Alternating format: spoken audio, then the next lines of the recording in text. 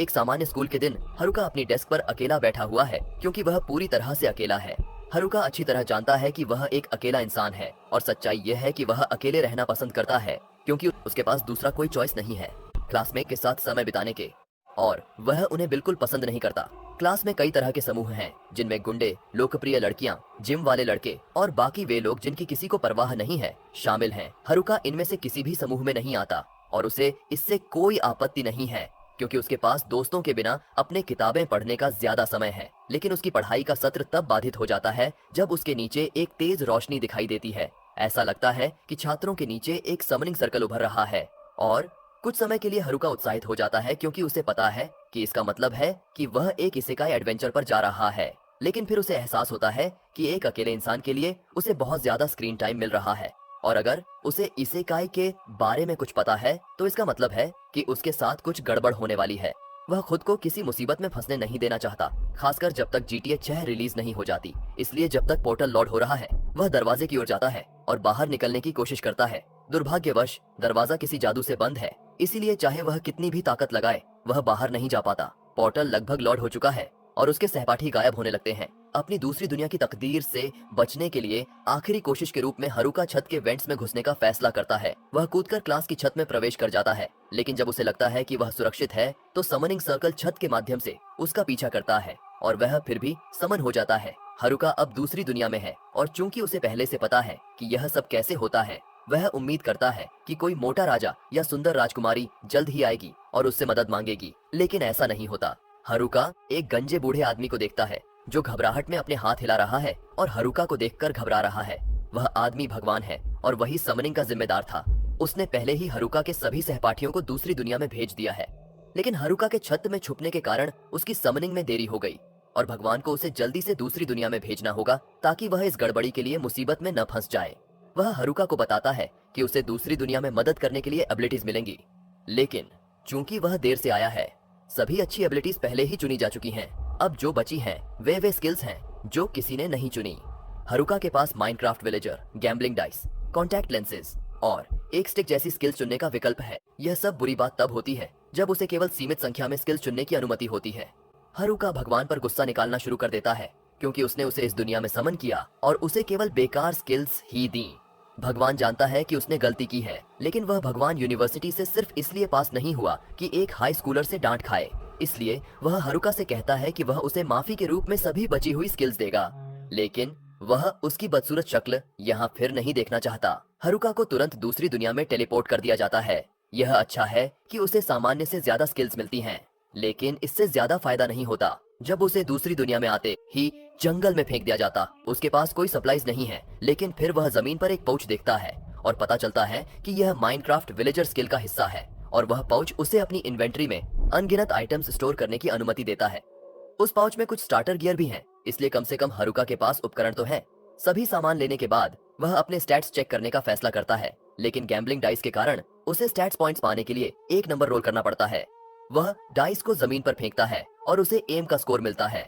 उसे एम का मतलब समझ में नहीं आता, इसलिए वह अपने सारे एम पॉइंट्स को लाख के स्टेट में डालने का फैसला करता है। उसे आश्चर्य होता है जब वह अपना स्टैट विंडो खोलता है और देखता है कि उसका लक स्टैट पूरी तरह से मैक्स्ड आउट हो गया है, जिससे उसे लगता है कि उसने इसे किसी बेहतर स्टैट में इस्तेमाल किया होता। अपनी बाकी स्टैट्स को चेक करते समय उसे पता चलता है कि बेकार स्किल्स के अलावा उसे 2 यूनिक स्किल्स भी मिले हैं। क्योंकि वह पृथ्वी पर इतना अकेला था, इस दुनिया में भी वह पार्टी नहीं बना सकेगा, भले ही वह चाहे। लेकिन इसके बदले उसकी दूसरी स्किल उसे मॉन्स्टर्स को अपना सेवक बनाने की अनुमति देती है, क्योंकि अगर उसके दोस्त होते तो वह ऐसा नहीं कर पाता। हारुका थोड़ा निराश है कि वह अपने लिए कोई हरेम नहीं बना पाएगा, लेकिन जैसा है वैसा है। अभी वह इस बात की चिंता कर रहा है कि उसे अपने आसपास कोई सहपाठी नहीं दिखता और उसे यह अजीब लगता है क्योंकि यह सपोजिटली स्टार्टिंग लोकेशन है। लेकिन फिर उसे याद आता है कि उसे पहले भी उनकी परवाह नहीं थी, तो अब क्यों करेगा। अभी उसे फोकस करना है कि उसे सप्लाईज मिले ताकि वह इस जंगल में अच्छा जीवन जी सके। इतनी रफ्तार से ज्यादा समय नहीं लगेगा जब तक कि हारुका गलती से किसी मॉन्स्टर से टकरा न जाए, और अगर ऐसा हुआ तो वो जरूर मर जाएगा। तभी हारुका को याद आता है कि उसके पास कॉन्टैक्ट लेंस स्किल है, तो वो कॉन्टैक्ट लेंसेज पहनता है और अचानक से उसे अपने आसपास की सभी जानकारी दिखाई देने लगती है। पता चलता है कि इन कॉन्टैक्ट लेंसेज में एक इनबिल्ट अप्रेजल स्किल है और इसके जरिए वो जंगल में आसानी से घूम सकता है और कुछ मशरूम्स ढूंढ लेता है जिन्हें खाकर वो मरेगा नहीं। वो कुछ मशरूम्स उठाता है और उसके विलेजर बैग की वजह से वो जितना चाहे उतना उठा सकता है।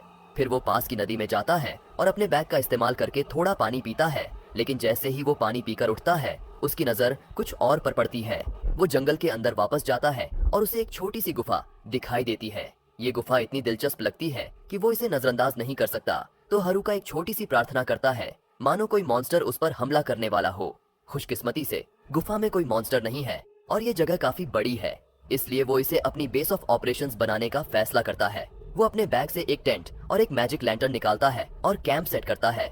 फिर टेम्परेचर कंट्रोल मैजिक का इस्तेमाल करके एक छोटी आग जलाता है ताकि रात में गर्मी बनी रहे।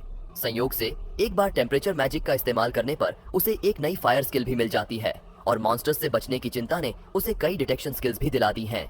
लेकिन हारुका की एकमात्र अटैक स्किल सिर्फ एक स्टिक है, इसलिए उसे अब भी अपना बचाव करने का तरीका ढूंढना होगा। अगली सुबह हारुका झटके से जागता है, घबराहट में टेंट से बाहर निकलता है और राहत की सांस लेता है कि रात में कोई मॉन्स्टर हमला नहीं हुआ, वो सुरक्षित है और इसका श्रेय उसकी एंटी मॉन्स्टर प्रॉपर्टीज वाली बेकार स्किल्स को जाता है। लेकिन भले ही वो खतरे से सुरक्षित हो, इसका मतलब ये नहीं कि वो भूख से सुरक्षित है। इसलिए वो एक फ्राइंग पैन निकालता है और कल इकट्ठा किए गए मशरूम को पकाने लगता है। और अगर आप सोच रहे हैं कि फ्राइंग पैन कहाँ से आया, तो वो उसके विलेजर बैग में अकेला पड़ा था, साथ ही एक पूरा किचन नाइफ सेट और कुछ बीफ जर्की भी। अब तक वो बैग हारुका के आर्सेनल की सबसे उपयोगी चीज साबित हुई है और वो सोचता है कि आखिर किस विलेजर ने इसे भर दिया होगा।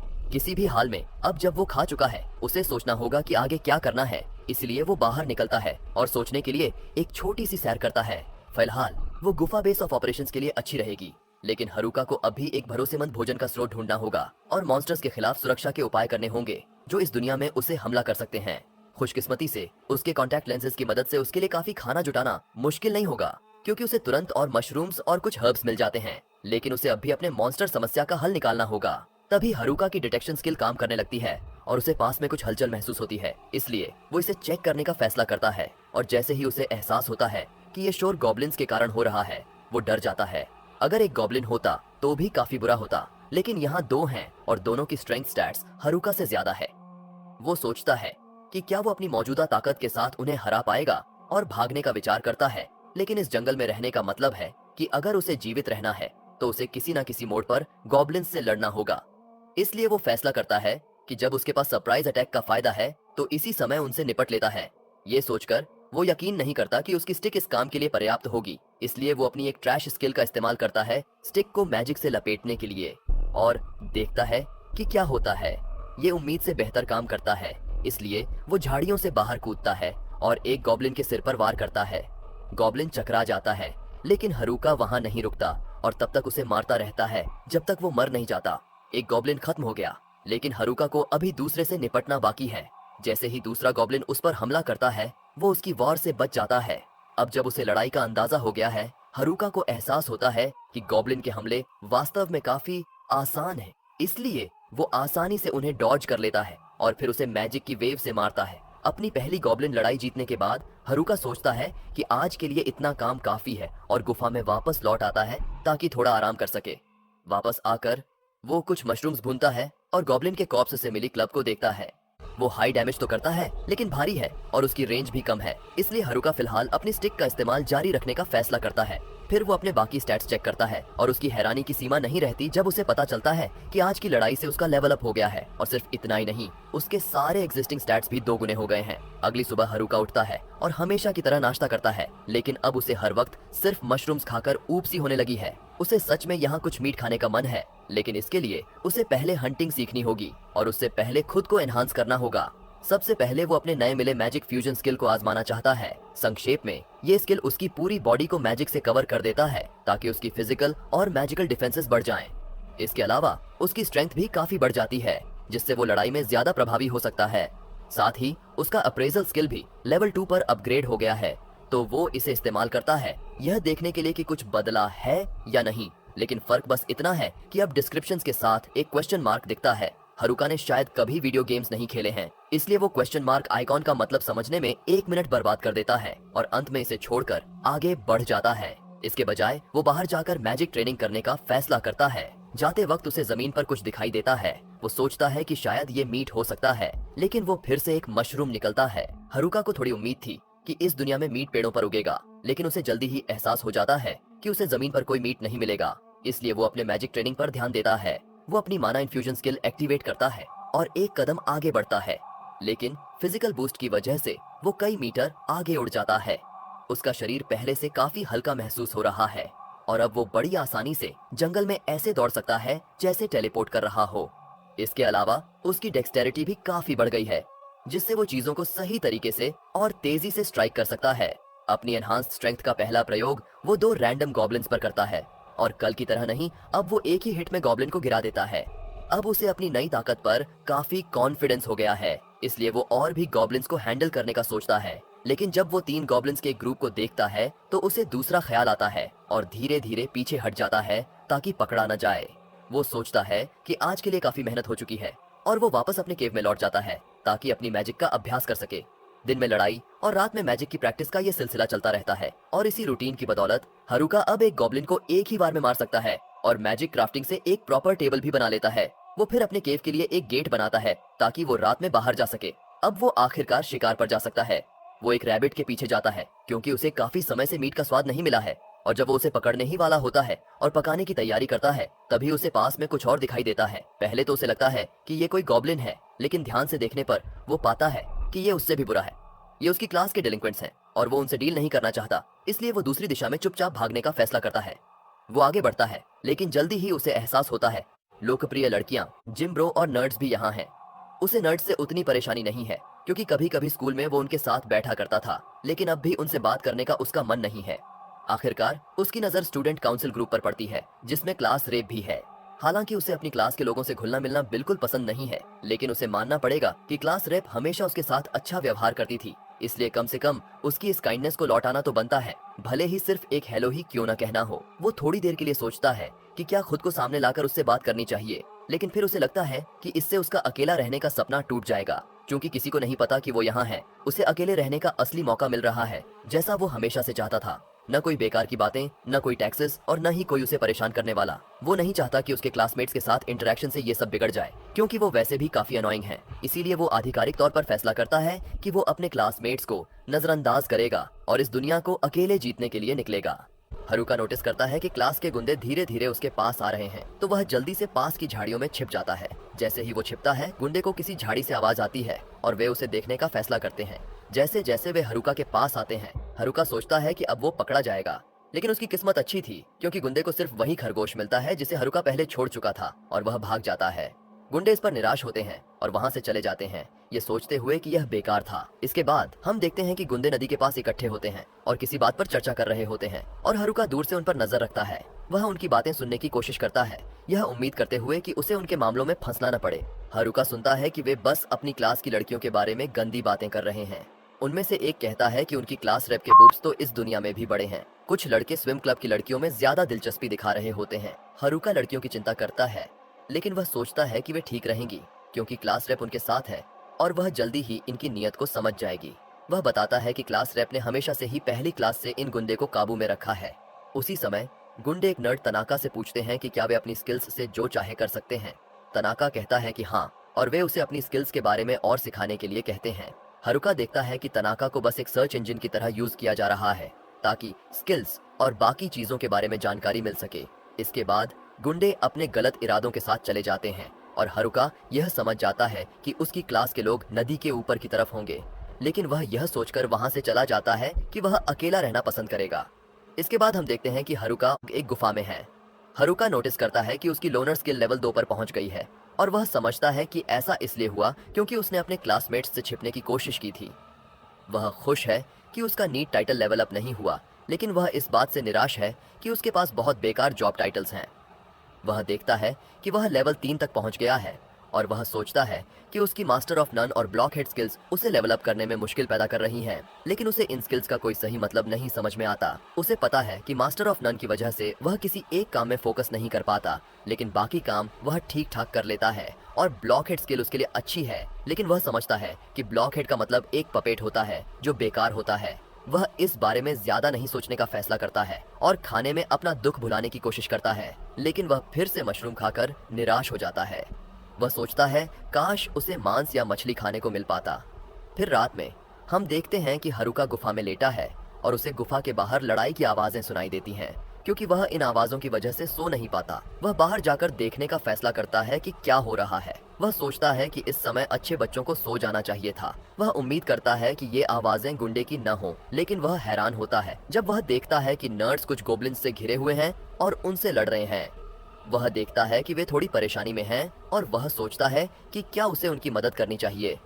लेकिन कुछ भी करने से पहले वह अपने अप्रेजल स्किल से उनकी स्किल्स चेक करता है। उसे पता चलता है कि वे उससे बहुत ज्यादा स्ट्रांग हैं और वह यह देखकर सरप्राइज हो जाता है कि वे बिना उसकी मदद के ठीक रहेंगे। उसे यह भी पता चलता है कि उनके पास चीट स्किल्स हैं जो उसके पास नहीं हैं। वह बताता है कि उनकी पुरानी दुनिया में उसकी क्लास में देश के सबसे अच्छे एथलीट्स और लड़के लड़कियां थीं जिनके सबसे अच्छे ग्रेड थे। उनमें से कुछ सेलिब्रिटी बच्चों के भी थे और वह सोचता है कि शायद इसलिए वह उनसे मुकाबला नहीं कर पा रहा। वह यह भी मानता है कि नर्ड्स को इस नई दुनिया के बारे में एक्सपर्ट होना चाहिए और उसे यकीन होता है कि वे ठीक रहेंगे। लेकिन जैसे ही वह जाने की कोशिश करता है, वह देखता है कि नर्ड्स के पीछे कुछ और गोब्लिन्स आ रहे हैं और नर्ड्स उन्हें देख नहीं पाते। हरुका उनकी मदद करने का फैसला करता है। वह अपने लकड़ी के डंडे से गोब्लिन्स को हरा देता है और नर्ड्स से पूछता है कि क्या वे ठीक हैं। नर्ड्स, जो अपनी तरफ के गोब्लिन्स को भी हरा चुके हैं, कहते हैं कि वे ठीक हैं। इसके बाद वे हरुका के साथ घूमते हैं और उसे बचाने के लिए धन्यवाद देते हैं। हरुका अजीब से कहता है कि इसकी कोई जरूरत नहीं थी और सोचता है कि काफी समय हो गया जब उसने किसी से बात की थी, इसलिए उसे अब नॉर्मल बात करना थोड़ा मुश्किल लगता है। इसके बाद वह उन्हें अपनी गुफा में ले जाता है और वे हरुका के बनाए गए शानदार इंटीरियर को देखकर हैरान हो जाते हैं। हरुका उन्हें बताता है कि वह ऐसा सिर्फ इसलिए कर पाया क्योंकि वह अर्थ मैजिक यूज कर सकता है। वे विश्वास नहीं कर पाते कि उसने यह सब अकेले कर लिया। वे सोचते हैं कि यह सही नहीं है कि हरुका के पास यह सब सिर्फ उसके लिए है। फिर हरुका उनसे पूछता है कि बाकी क्लासमेट्स का क्या हुआ। वह सोचता है कि शायद वे खुद से एक्सप्लोर करने निकल गए होंगे, लेकिन वे बताते हैं कि असल में वे भाग रहे हैं। हरुका पूछता है कि आखिर हुआ क्या था और वे शुरू से लेकर अंत तक सब समझाते हैं। वे बताते हैं कि यह सब उस दिन से शुरू हुआ जब वे इस दुनिया में समन किए गए थे। जब उन्हें समन किया गया तो वे यह नहीं समझ पाए कि वे कहाँ हैं। जल्दी ही उन्हें समझ आया कि वे एक दूसरी दुनिया में हैं, जैसा कि एक भगवान ने बताया था। कुछ लड़कियां अपने घर और परिवार की याद में रोने लगीं, जबकि बाकी ने सोचा कि अब क्या करना है, क्योंकि उन्हें इस दूसरी दुनिया के बारे में कोई अंदाजा नहीं था। इस बीच जो नर्ड्स थे, उन्हें पहले से इस तरह की चीजों का अंदाजा था। उन्होंने अपनी स्किल्स चेक की। उन्हें इस बात से आश्चर्य हुआ कि वे वाकई में दूसरी दुनिया में थे और उन्होंने अपनी स्किल्स को पहचान लिया जो उन्होंने पहले मांगा में देखी थी। क्लास के गुंडे ने नर्ड्स से कहा कि वे उन्हें इस दूसरी दुनिया की ओर बातें बताएं, नहीं तो वे उन्हें पीट देंगे। क्लास रेप ने मुश्किल हालात में भी खुद को संभाले रखा और बाकी सबको शांत रहने के लिए कहा। उसने उन्हें जंगल में ज्यादा शोर न करने की चेतावनी दी, लेकिन तब तक देर हो चुकी थी और कुछ गोब्लिन्स ने उनका पता लगा लिया था। क्लास रेप भी इस हालात को देखकर अपने आप को शांत नहीं रख पाई और डिलिंक्वेंट्स के साथ कुछ लड़कियां भी मॉन्स्टर्स को देखकर डर से कांप रही थीं। नर्ड्स, जिन्हें अच्छी तरह से पता था कि ये सिर्फ गॉब्लिन्स हैं जो आई स्काई नॉवेल्स में अक्सर निचले स्तर के मॉन्स्टर्स होते हैं, ने लड़ाई के लिए तैयारी कर ली। उन्होंने अपनी स्किल्स और ज्ञान का इस्तेमाल करके मॉन्स्टर्स से ठीक ठाक मुकाबला किया और जब उन्हें पूरी ताकत लगाते देखा तो जिम बॉयज ने भी लड़ाई में हिस्सा लिया और अंततः सभी गॉब्लिन्स को हरा दिया। इसके बाद क्लास रेप ने सुझाव दिया कि वे किसी सुरक्षित जगह पर जाएं जहां ज्यादा साफ दृश्य हो और वे सभी एक सुरक्षित दिखने वाली नदी की तरफ चले गए। उन्होंने वहां कैंप लगाया और नर्ड्स ने बाकी सभी को यह सिखाया कि कैसे मांगास और लाइट नॉवेल से सीखी हुई जानकारी का उपयोग करके इस दुनिया में सरवाइव करना है। क्लास रेप ने सभी को ड्यूटीज बांट दी और थोड़े समय बाद क्लास का माहौल थोड़ा बेहतर हो गया। सबने एक साथ काम किया और उन्होंने इस दूसरी दुनिया में किसी तरह का एक घर जैसा माहौल बना लिया, लेकिन यह ज्यादा देर तक नहीं चला। एक दिन लड़कियों ने सारा मैनुअल, काम और बाकी चीजें करने से मना कर दिया और कहा कि वे अब और काम नहीं करेंगी। क्लास रेप ने उनसे बात करने की कोशिश की, लेकिन वे सुनने को तैयार नहीं थीं। लड़कियों को देखकर बाकी लोग भी काम टालने लगे और उन्होंने सोचा कि सारे काम नर्ड से करवा लें क्योंकि वे इसमें बेहतर हैं। भले ही क्लास रेप ने पूरी कोशिश की, लेकिन वह उन्हें मना नहीं कर पाई। क्लास रेप ने तब सोचा कि यह सब इस तरह क्यों हो गया और वह टूट गई। तब से क्लास रेप, नर्ड्स और कुछ मुट्ठी भर लोग ही सारा काम करते थे, जबकि बाकी लोग कैंप में आलसी बने रहते थे। नर्ड्स इससे खुश नहीं थे और उन्हें मॉन्स्टर्स से भी लड़ना पड़ा ताकि वे अपने लेवल्स बढ़ा सकें। उन्हें याद आया कि कुछ डिलिंक्वेंट्स ने मेस्मराइज और पपेट्री स्किल्स चुनी थीं और वे इससे खुश नहीं थे। उन्हें यह पसंद नहीं आया कि उनके पास ऐसी स्किल्स थीं जो दूसरों को कंट्रोल करने के लिए इस्तेमाल हो सकती थीं और वे इतने मजबूत बनना चाहते थे कि उन स्किल्स का उन पर कोई असर न हो। इस बीच तनाका ने डिलिंक्वेंट्स को उनके स्पेशल स्किल्स के बारे में सब बता दिया और वे रात में चुपके से मॉन्स्टर्स से लड़कर अपने लेवल बढ़ाते रहे। उन्होंने बताया कि उन्हें पहले लेवल बढ़ाना होगा ताकि वे पपेट्री और मेस्मराइज स्किल्स को अनलॉक कर सकें, लेकिन उन्हें यह नहीं पता था कि नर्ड्स उन पर नजर रख रहे थे। तब नर्ड्स को उनके हरेम प्लान के बारे में पता चला और यह समझना आसान था क्योंकि डिलिंक्वेंट्स अपनी क्लास की लड़कियों के बारे में क्या करना चाहते थे इस पर बहुत ही ग्राफिक बातें कर रहे थे। नर्ड्स ने यह सब क्लास रेप को बताया और उसने भी अपना लेवल बढ़ाने का संकल्प लिया। कुछ दिन बाद डिलिंक्वेंट्स ने आखिरकार अपनी जरूरी स्किल्स अनलॉक कर लीं और वे अपने सपनों को पूरा करने की तैयारी में थे, लेकिन क्लास रेप ने ठीक समय पर आकर उन पर पानी फेर दिया। उन्होंने अपनी स्किल्स का इस्तेमाल करने की कोशिश की, लेकिन कुछ ही देर बाद डिलिंक्वेंट्स जमीन पर गिरे हुए मिले और वे हिल भी नहीं पा रहे थे। तब नर्ड्स ने अपनी सीलिंग स्किल्स का उपयोग करके डिलिंक्वेंट्स की गंदी स्किल्स को सील कर दिया। उनके बुरे इरादे सामने आने के बाद उन्हें कैंप से बाहर निकाल दिया गया। डिलिंक्वेंट्स इस पर खुश नहीं थे और जल्द ही उन्होंने कैंप पर हमला कर दिया। उन्होंने अपने ही क्लासमेट्स पर अंधाधुंध हमला किया और कैंप को जला दिया। जाते वक्त उन्होंने धमकी दी कि वे फिर लौटेंगे और नर्ड्स इस बात से निराश हो गए कि उन्होंने जिस चीज के लिए इतनी मेहनत की वह इतनी आसानी से खत्म हो गई। लड़कियों ने फिर इसके लिए नर्ड्स को दोषी ठहराया, यह कहते हुए कि यह सब इसलिए हुआ क्योंकि उन्होंने डिलिंक्वेंट्स से लड़ाई मोल ली। बाकी लोग भी एक अच्छे भीड़ की तरह इस बात में शामिल हो गए, लेकिन क्लास रेप ने नर्ड्स का बचाव किया क्योंकि उसे अच्छी तरह पता था कि असली दोष डिलिंक्वेंट्स का था। कुछ और स्टूडेंट्स ने भी उनका साथ दिया, लेकिन नर्ड्स ने फिर भी कैंप छोड़ने का फैसला किया क्योंकि माहौल अजीब हो गया था। ये दुखद कहानी सुनकर हरुका को नर्ड्स के लिए बुरा लगा और उसने कहा कि वह उन्हें एक शानदार दावत देगा, लेकिन उसके पास देने के लिए सिर्फ मशरूम ही थे। वे सभी मशरूम खाते हैं और हरुका उनके साथ अगला दिन भी बिताता है, यह सोचते हुए कि कभी कभी अकेले न रहना भी ठीक है। इसके अगले दिन नर्ड्स उसकी गुफा से चले जाते हैं और वह उम्मीद करता है कि उनके बाकी क्लासमेट्स उनका शिकार न कर लें। जाने से पहले वे उससे आखिरी बार पूछते हैं कि क्या वह उनके साथ नहीं चलेगा क्योंकि वे पास के शहर में एडवेंचर्स बनने जा रहे हैं। उन्होंने उसे याद दिलाया कि वह उनकी ग्रुप के बाकी लोगों के मुकाबले ज्यादा करीब है क्योंकि वे अक्सर एक दूसरे के साथ किताबें शेयर करते थे। हरुका इससे सहमत होता है, लेकिन वह फिर भी उनके साथ जाने से मना कर देता है। नर्ड्स फिर वहां से चले जाते हैं। उनके जाने के बाद हरुका सोचता है कि वह भी शहर में दिलचस्पी रखता है, लेकिन वह अपने पास मौजूद शापित स्किल्स की वजह से उनके रास्ते में आ जाएगा। फिर वह बाकी लोगों को चेक करने का फैसला करता है क्योंकि नर्ड्स को क्लास रैप की चिंता थी और उसे पता नहीं था कि वहां क्या हो रहा है। हरुका फिर जंगल में और गहराई तक जाता है और एक कोबोल्ड से सामना करता है। वह उसकी बांह पर काट लेता है, लेकिन हरुका किसी तरह उसे हरा देता है और आगे बढ़ता रहता है। रात तक वह उस जगह पहुंच जाता है जहां उसके क्लासमेट्स को कैंप करना चाहिए था, लेकिन उसे वहां कोई नहीं मिलता। वह सोचता है कि शायद उन्होंने कैंप बदल लिया है और फिर वह अपने एनिमी ट्रैकिंग स्किल्स का इस्तेमाल करके देखता है कि बाकी लोग कहां गए। वह नदी के दूसरी तरफ कुछ पैरों के निशान देखता है और उनका पीछा करता है। कुछ ही देर बाद वह लड़कियों के पास पहुंच जाता है। वह उन्हें देखकर भागने की कोशिश करता है, लेकिन अब बहुत देर हो चुकी थी क्योंकि उन्होंने उसे देख लिया था। वे उसका पीछा करने लगती हैं और वह यह सोचता है कि अब ये उसकी लोनर लाइफ में खलल डालने वाली है। फिर वे उसे विनम्रता से रुकने के लिए कहते हैं और उनकी इस विनम्रता से हैरान होकर वह रुक जाता है। फिर वे उससे पूछते हैं कि क्या उसे पता है कि नर्ड्स कहाँ हैं, क्योंकि वह उनकी ग्रुप के करीब है। हरुका सोचता है कि वे उन्हें ढूंढकर उनसे कोई काम करवाना चाहते होंगे, लेकिन लड़कियां कहती हैं कि वे तो सिर्फ उनसे माफी मांगना चाहती हैं। यह सुनकर हरुका चुप हो जाता है। वे कहती हैं कि अब उन्हें एहसास हो गया है कि उन्होंने नर्ड्स के साथ गलत किया और उन्हीं की बदौलत वे इतनी देर तक सरवाइव कर पाई हैं। हरुका को स्वार्थी लड़कियों को इतनी गंभीरता से माफी मांगते देख अजीब लगता है और वह उनसे कहता है कि अब नर्ड्स से मिल पाना बहुत देर हो चुका है। फिर भी वे उससे सिर्फ यह बताने के लिए कहती हैं कि वे कहाँ हैं और वह सोचता है कि क्या वे अपने आप इस जंगल से बाहर निकल पाएंगी और रास्ते में आने वाले मॉन्स्टर्स से लड़ पाएंगी।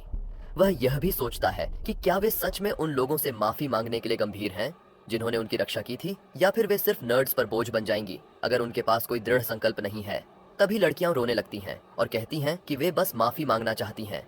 वे हरुका से विनती करती हैं कि वह उन्हें यह सिखाए कि इस दुनिया में कैसे सरवाइव करें और नर्ड्स से मिलें। हरुका के अंदर नर्ड्स के प्रति इतनी निष्ठा है कि वह समझ ही नहीं पाता कि वह क्या करने जा रहा है। तभी उसकी सर्विट्यूड स्किल अपने आप एक्टिवेट हो जाती है और वह उनकी मदद करने के लिए मान जाता है और तब तीनों लड़कियां उसकी स्लेव्स बन जाती हैं। अब वे उसका पीछा करती हैं जब वह जंगल से होकर रास्ता बनाता है और लड़कियां उसके बात करने पर कोई प्रतिक्रिया नहीं देती। यह देखकर वह सोचता है कि आखिर यह सर्विट्यूड स्किल है क्या, और उसे लड़कियों की मृत आंखें देखना भी अच्छा नहीं लगता। उसे यह डरावना लगता है कि लड़कियां भी उसकी मदद कर रही हैं और मॉन्स्टर्स के स्पेल स्टोन्स उसे ऐसे पेश कर रही हैं जैसे वह कुत्ते के साथ खेल रहा हो। फिर वह देखता है कि लड़कियों की लीडर घायल है और वह उसे एक पोशन देता है इस्तेमाल करने के लिए, लेकिन वह पोशन को उस पर ही छिड़क देती है। हरुका ये देखकर उदास हो जाता है और सोचता है कि अगर क्लास रेप ने उसे इस हाल में देखा तो क्या होगा।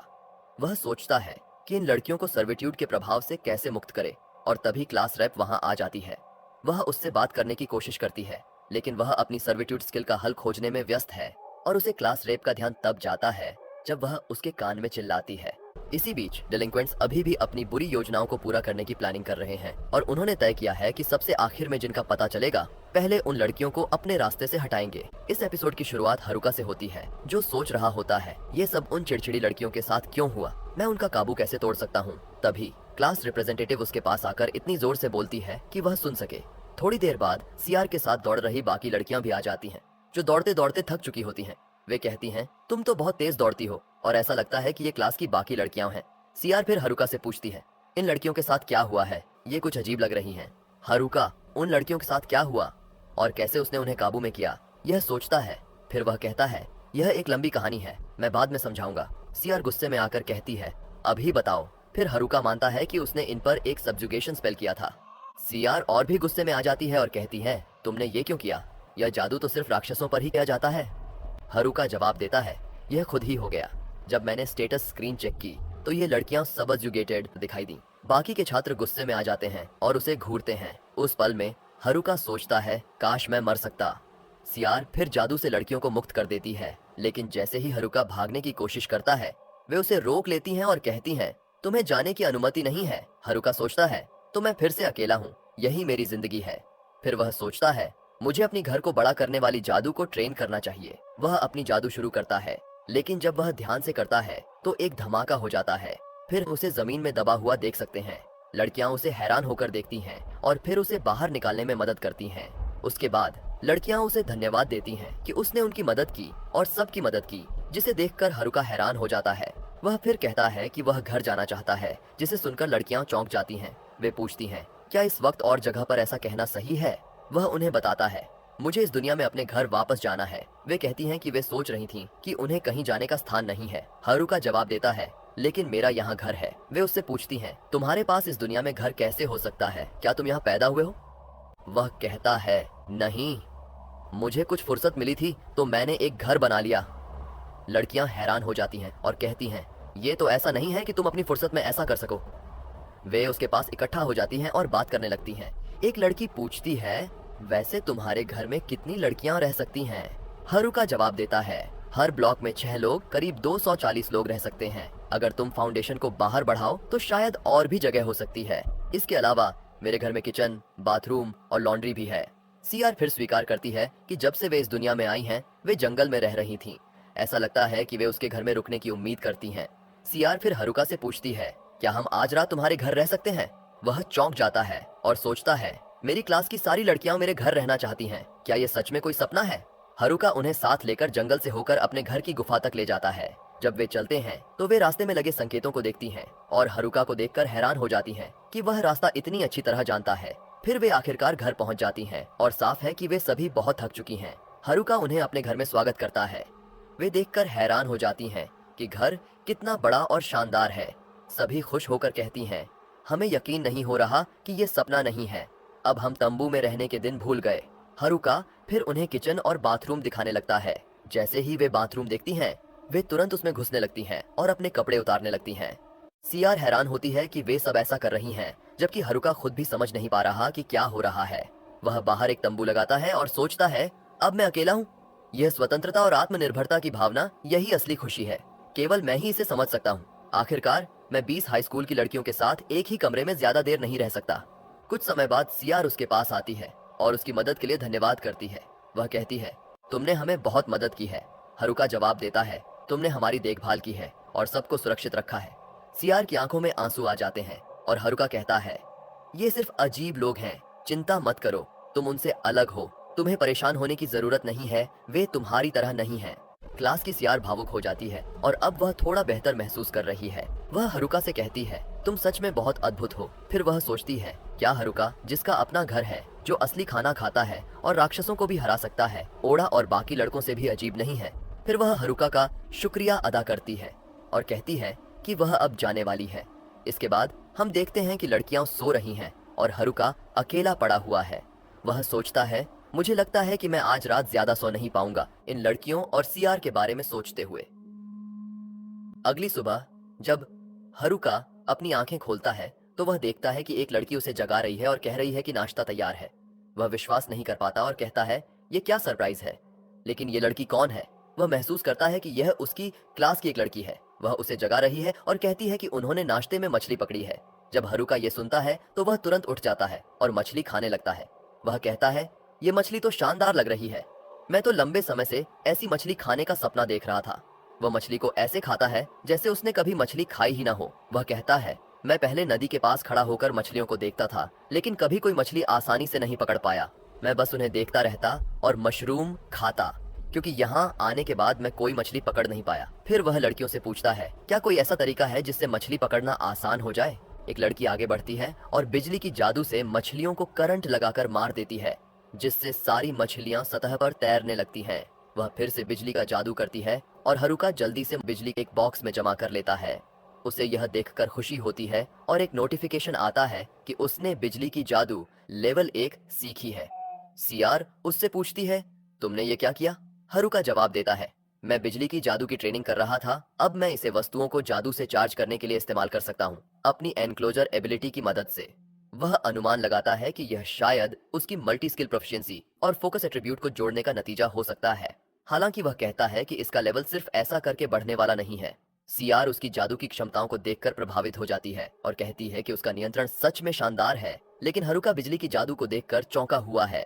वह मजाक में कहता है जब मैंने इसे देखा तो मैं लगभग डर के मारे पैंट में ही पेश कर देता। इसके बाद एपिसोड में हम देखते हैं कि लड़कियां नदी में खुशी से खेल रही हैं। हरुका सीआर के साथ बैठा है और उससे पूछता है तो क्या तुम सबने तय कर लिया है कि अब तुम क्या करने वाली हो? वह कहता है अगर तुम इस गुफा में रहना चाहती हो तो कुछ करना पड़ेगा। अगर तुम इस गुफा में रहना चाहती हो तो मैं कुछ सुधार कर सकता हूँ। हो सकता है इसे पुराने होटल की तरह क्लासिक बना दूं। सीआर जवाब देती है हमने अभी तक सहमति नहीं बनाई है, लेकिन ऐसा लगता है कि हम सब शहर जाना चाहती हैं। हरुका कहता है वह चालाक लड़कियां फिर से ओडा के ग्रुप को हराने के लिए निकलेंगी। लेकिन जब लड़कियां ये सुनती हैं तो वे कहती हैं हम माफी मांगने के लिए जा रहे हैं, हम चालाक नहीं हैं, हम लेवल अप करना चाहती हैं ताकि हम मॉन्स्टर्स को हराने में सक्षम हो सके। सीआर हरुका से पूछती है हम उन्हें कैसे हरा सकते हैं? वे बहुत मजबूत हैं। हरुका उसे भरोसा दिलाता है चिंता मत करो, इसे मुझे सौंप दो। फिर वह सभी लड़कियों को इकट्ठा करता है और कहता है शुरू करने से पहले मैं जानना चाहता हूँ कि तुम्हारे लेवल क्या हैं। हर लड़की अपना लेवल बताने लगती है और उनमें से सबसे कम लेवल 16 है। हरुका चौंक जाता है क्योंकि उसका लेवल अभी तक 7 है। लड़कियां पूछती हैं हम कब शुरू करेंगे? हरुका जवाब देता है पहले चलो देखते हैं कि तुम लड़ाई में कितनी अच्छी हो। फिर वह 6, 7 और 8 लेवल के फॉक्स मॉन्स्टर्स को बुलाता है और कहता है ये मंझले स्तर के जीव हैं। लड़कियां आहत हो जाती हैं, सोचती हैं कि वह उन्हें कमतर आंक का है। लेकिन जब लड़ाई शुरू होती है तो लड़कियां फॉक्स मॉन्स्टर्स से बुरी तरह हार जाती हैं। लड़कियां अब हरुका के तंबू में बैठकर फॉक्स मॉन्स्टर्स की स्पीड और ताकत से हैरान होती हैं। हरुका उनसे पूछता है तुम मेरे तंबू में क्या कर रही हो? वे जवाब देती हैं हम पोस्ट बैटल रिव्यू कर रहे हैं। थोड़ी देर बाद लड़कियां एक और लड़ाई के लिए तैयार हो जाती हैं और कहती हैं हम फॉक्स मॉन्स्टर्स के साथ दूसरा राउंड खेलने के लिए तैयार हैं।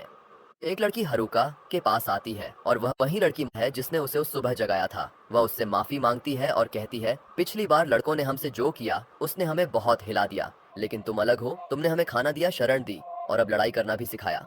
तो कल मैं तुम्हारे लिए और मछली पकड़ लाऊंगी। हरुका मजाक में कहता है ठीक है मछली वाली लड़की। लड़की हैरान होती है कि उसने उसे ऐसा कहा। अगली सुबह हरुका फिर से मछली खाता है और साफ तौर पर खुश दिखाई देता है। जब हरुका को लड़कियों की आवाजें बाहर से सुनाई देती हैं जो कह रही हैं कि उन्हें फॉक्स मॉन्स्टर्स से बदला लेना है, तो वह हैरान हो जाता है और सोचता है अरे ये लड़कियां कल रात हार गईं, फिर ये बदला लेने का सोच कैसे सकती हैं।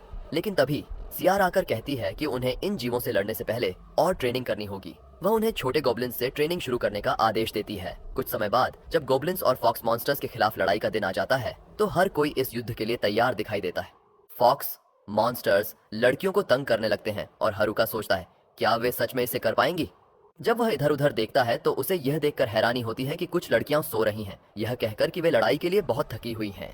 कुछ तो बीमार होने का बहाना भी बनाने लगती हैं ताकि फॉक्स मॉन्स्टर्स से न लड़ना पड़े। फिर भी कुछ फॉक्स मॉन्स्टर्स लड़कियों पर हमला करने लगते हैं, लेकिन इस बार लड़कियां पहले से कहीं ज्यादा मजबूत हो चुकी हैं।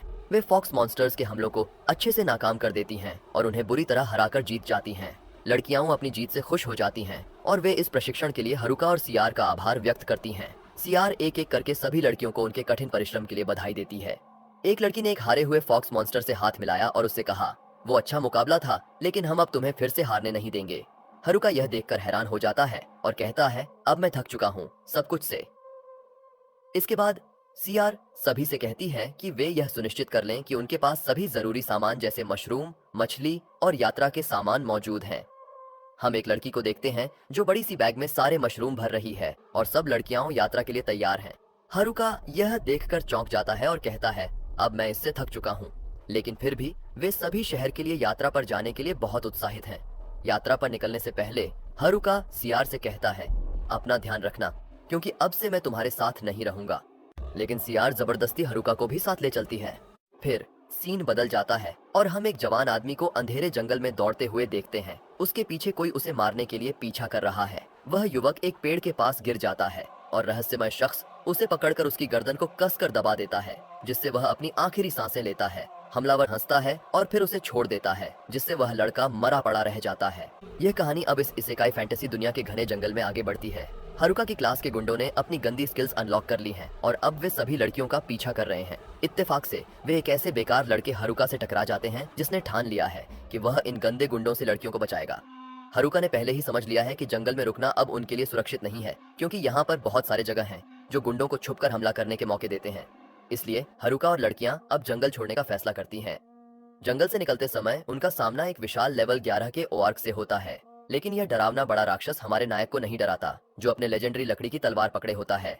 हारुका धीमे ऑर्क के हमले से बच जाता है और एक पेड़ के पीछे छिप जाता है बिना ऑर्क को महसूस हुए। जब ऑर्क कंफ्यूजन में रह जाता है तो हारुका यह सोचता है कि वह कौन सा जादुई हमला इस्तेमाल करे। इस दौरान हमें पता चलता है कि उसने इस दुनिया में ऑफलाइन स्किल्स को ग्राइंड करते हुए सभी 4 एलिमेंट्स अनलॉक कर लिए हैं।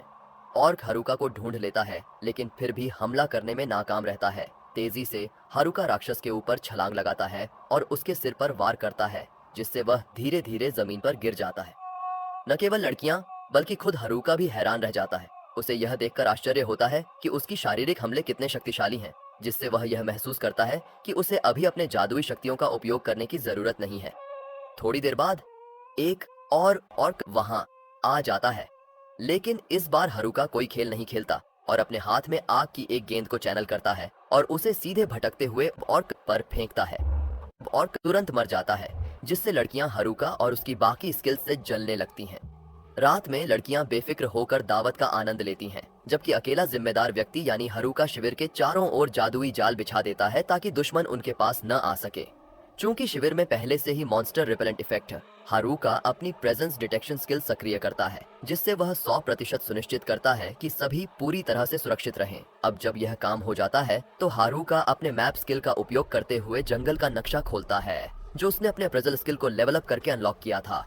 वह जंगल से बाहर जाने वाले रास्तों को देखता है और जंगल के नक्शे पर जाने का फैसला करता है। हारुका चौंक जाता है और हारुका नदी के किनारे के रास्ते का चुनाव करता है, क्योंकि यह ज्यादा खुला और सुरक्षित है। अचानक उसकी प्रेजेंस डिटेक्शन स्किल आसपास एक अनहोनी का पता लगाती है, इसलिए वह इसे चेक करने जाता है, यह सोचकर कि शायद ये गुंडे होंगे।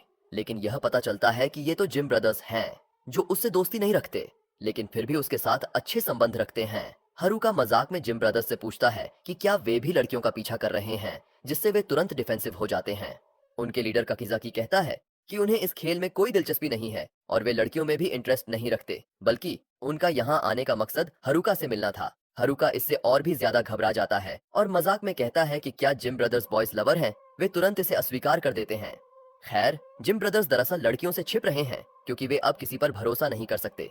उनके लीडर काकीजाकी हारुका को एक खतरनाक स्किल के बारे में बताता है, जिसका नाम हाईजैक है, जो शायद लोगों के दिमाग और स्किल्स को हाईजैक कर सकती है। इसके ज्यादा डिटेल्स अभी उजागर नहीं किए गए हैं, लेकिन यह स्किल पपेट्री और मैसमराइज से कहीं ज्यादा खतरनाक है, जो कि गुंडों का समूह इस्तेमाल कर रहा है। चूंकि जिम ब्रदर्स को नहीं पता कि यह स्किल किसके पास है, वे हर किसी से सावधान हो रहे हैं। हारुका उन्हें डराने की कोशिश करता है, यह दावा करके कि यह स्किल उसके पास है, लेकिन यह सुनकर काकीजाकी को राहत मिलती है, क्योंकि उसे पता है कि यह बेकार लड़का उनकी क्लास का सबसे अच्छा लड़का है।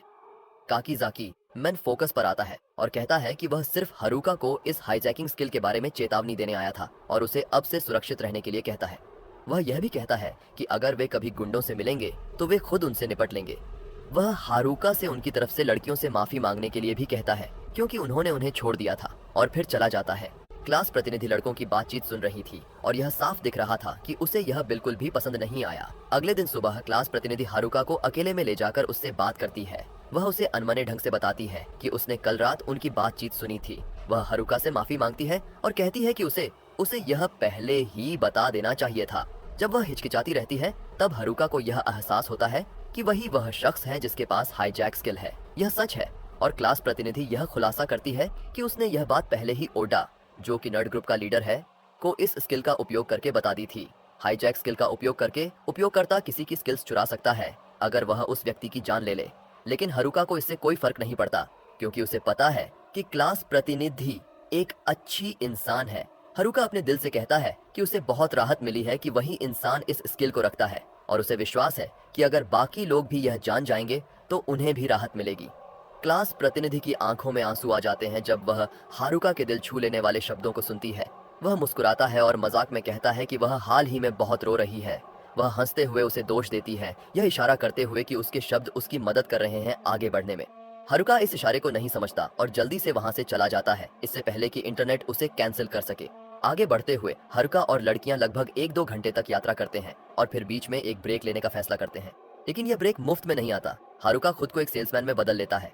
हाँ, वह यहाँ मजाक कर रहा है, मजेदार बातें कर रहा है, लेकिन एक लड़की इसे नहीं समझती। वह अपनी शर्ट उठाकर कहती है कि उसके पास पैसे नहीं हैं, तो वह इसे देकर भुगतान कर सकती है। हारुका उसके साथ खेलता है और कहता है कि अगर वह उसका खास जूस चाहती है तो अपनी शर्ट और ऊपर उठाए।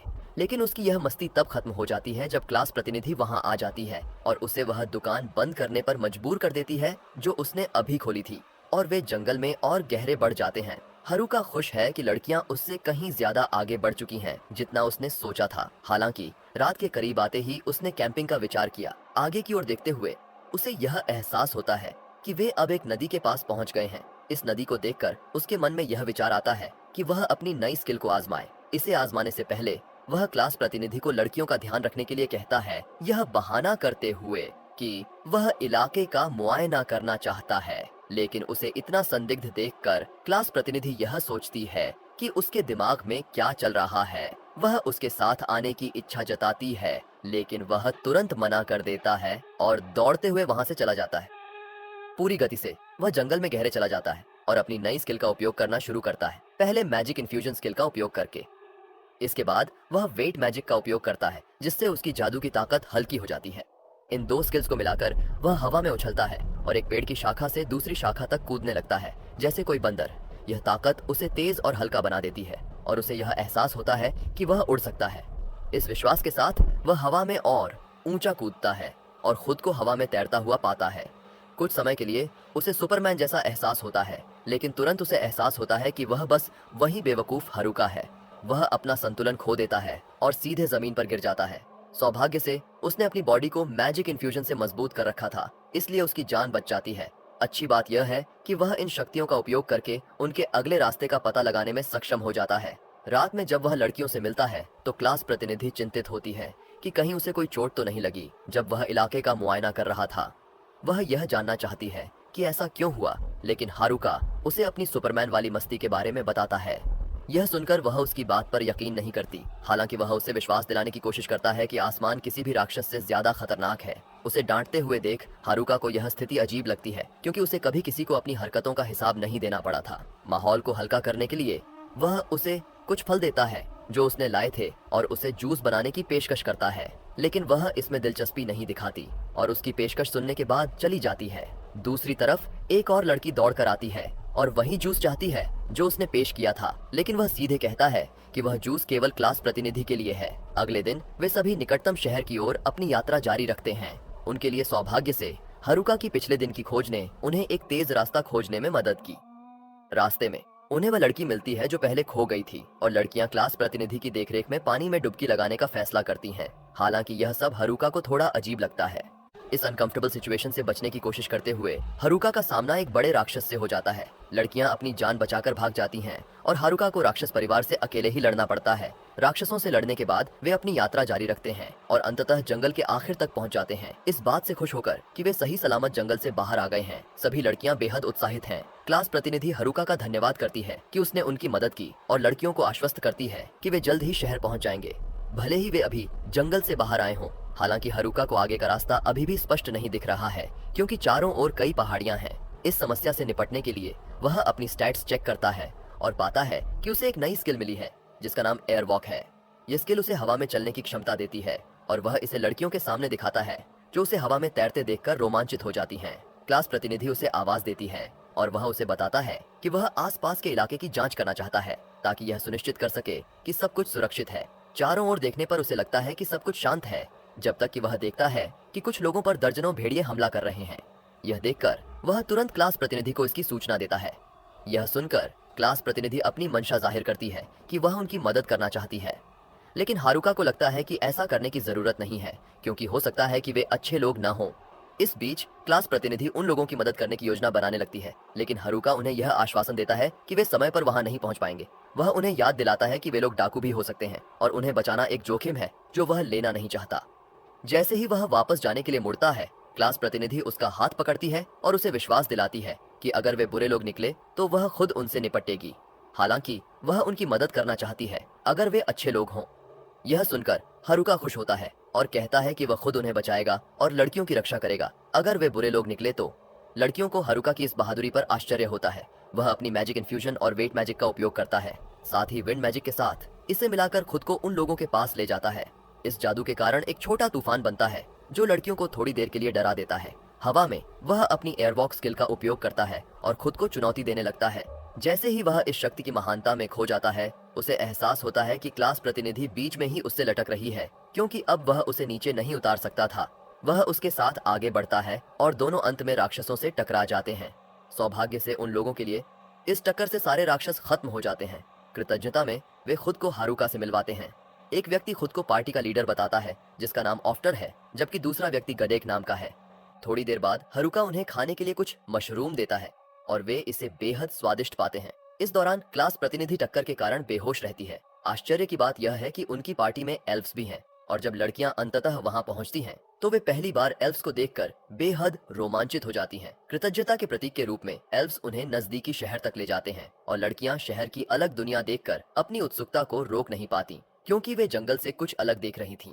इस बीच जंगल के भीतर बदमाश लड़कियों पर हमला करने और उनसे बदला लेने की योजना बना रहे हैं। हालांकि इससे पहले कि वे ऐसा करें, वे पहले नर्ड ग्रुप को खोजने और उन्हें नीचे गिराने का संकल्प लेते हैं।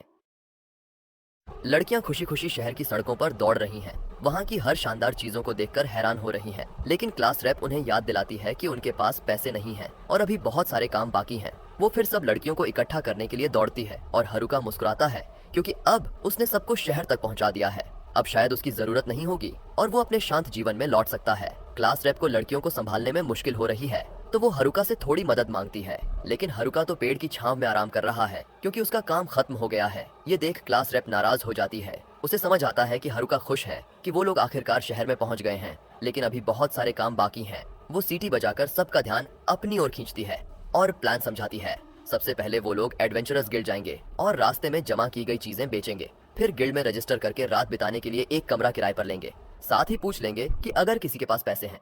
हारुका ने देखा है कि नर्ड्स भी यहाँ से गुजरे हैं। क्लास रैप के प्लान से सभी सहमत हैं, लेकिन पॉपुलर गर्ल्स को बुरा लगता है कि क्लास रैप नर्ड्स को बस साइड क्वेस्ट जैसा समझ रही है। क्लास रैप माफी मांगती है, लेकिन हारुका पॉपुलर गर्ल्स का मजाक उड़ाता है कि वो नर्ड्स की इतनी फिक्र कर रही हैं।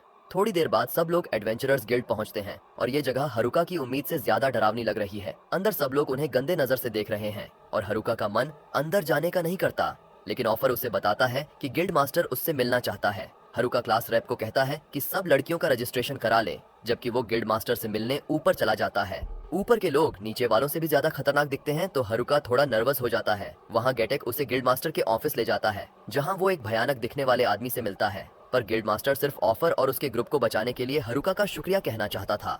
फिर हारुका वापस नीचे आ जाता है और देखता है कि एक काउंटर है जहाँ शायद जादुई पत्थर बेच सकते हैं। हारुका वहाँ जाकर पूछता है तो अटेंडेंट पुष्टि करता है कि यहाँ बेच सकते हैं। हारुका अपना बैग खोलकर ढेर सारे पत्थर निकालता है, लेकिन अटेंडेंट कहती है कि इतना काम 2 दिन की ओवरटाइम से ज्यादा है, इसलिए वो कहती है कि बाकी पत्थरों का कल मूल्यांकन करेगी। हारुका को कोई दिक्कत नहीं होती और लड़कियों का रजिस्ट्रेशन भी हो चुका है। हारुका को भी अब खुद को रजिस्टर करना है, तो वो गर्व से रजिस्ट्रेशन रूम में जाता है। लेकिन टेस्ट के बाद गिल्ड वर्कर बताता है कि हारुका अभी इतना मजबूत नहीं कि एक एडवेंचरर बन सके। यहाँ रजिस्टर करने के लिए कम से कम लेवल 10 चाहिए और फिर भी टीम में होना पड़ेगा। सोलो एडवेंचरर के लिए तो लेवल 20 चाहिए, जबकि हारुका अभी लेवल 9 है और उसकी लोनर स्किल के कारण वो टीम नहीं बना सकता। रात को क्लास रैप सबको गिल्ड द्वारा तैयार किए गए लॉजिंग में ले जाती है, लेकिन जैसे ही वो वहां पहुंचते हैं, हारुका को ये जगह लव होटल जैसी लगती है। हालांकि ये वैसी जगह नहीं थी। सब लोग एक दूसरे को गुड नाइट कहकर अपने अपने कमरे में चले जाते हैं। अगली सुबह सब उठकर डाइनर में नाश्ता करने जाते हैं। क्लास रैप खुश है कि ये शहर काफी सुरक्षित माना जाता है, तो सबको थोड़ा आराम है। लड़कियां खुश हो जाती हैं और आज खरीदारी का प्लान बनाती हैं, क्योंकि अब वो खुद संभाल सकती हैं। हारुका का प्लान है कि क्रिस्टल के पैसे मिलते ही वो वापस जंगल लौट जाएगा। हारुका फिर गिल्ड में जाता है ये देखने कि उसके पत्थरों का मूल्यांकन पूरा हुआ या नहीं, लेकिन वहां उसे माफी दी जाती है, क्योंकि उनके पास सारे पैसे एक साथ देने के लिए नहीं है। गिल्ड मास्टर आकर माफी मांगता है और हारुका से पूछता है कि क्या वो उसे थोड़ा समय देगा।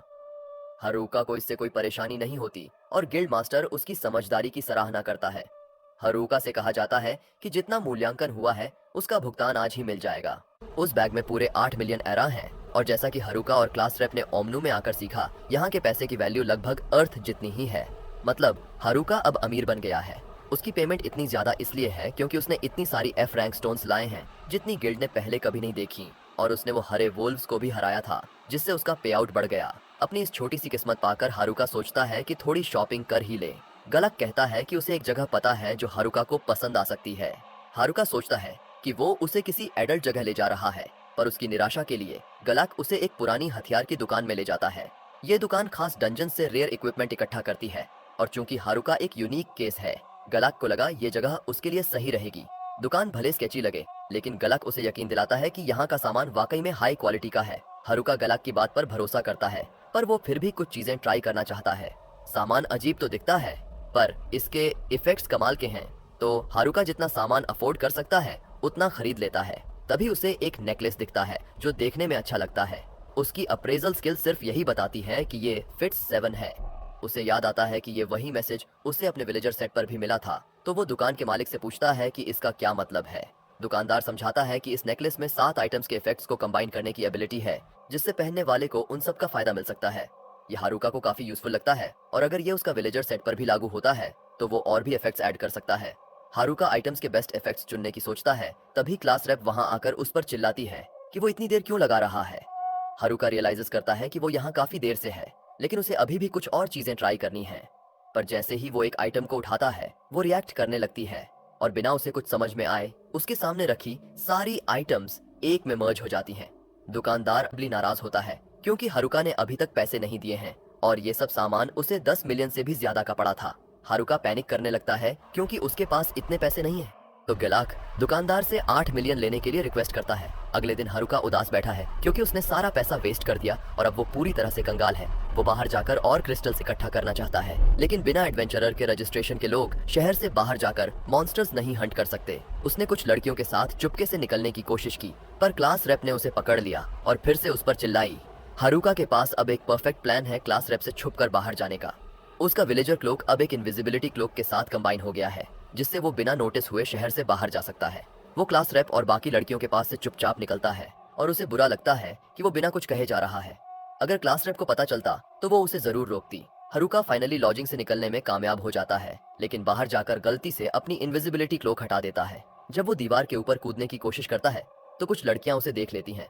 हारुका फ्रीक आउट करता है और गलती से दीवार पर अपना पैर फिसल जाता है। वो नीचे गिरता है और लड़कियों पर गुस्सा करता है कि उन्होंने उसे डरा दिया। लड़कियां सिर्फ ये जानना चाहती थीं कि वो दीवार कूदकर क्यों जा रहा है। हारुका उन लड़कियों को पहचानता है कि वो एथलेटिक ग्रुप से हैं, पर उनमें से एक गायब है, तो वो अपनी परसेप्शन स्किल का यूज करके उसे लोकेट करता है। उसकी हॉरर के लिए वो देखता है कि वो लड़की सड़क के बीचों बीच कपड़े उतारने वाली है।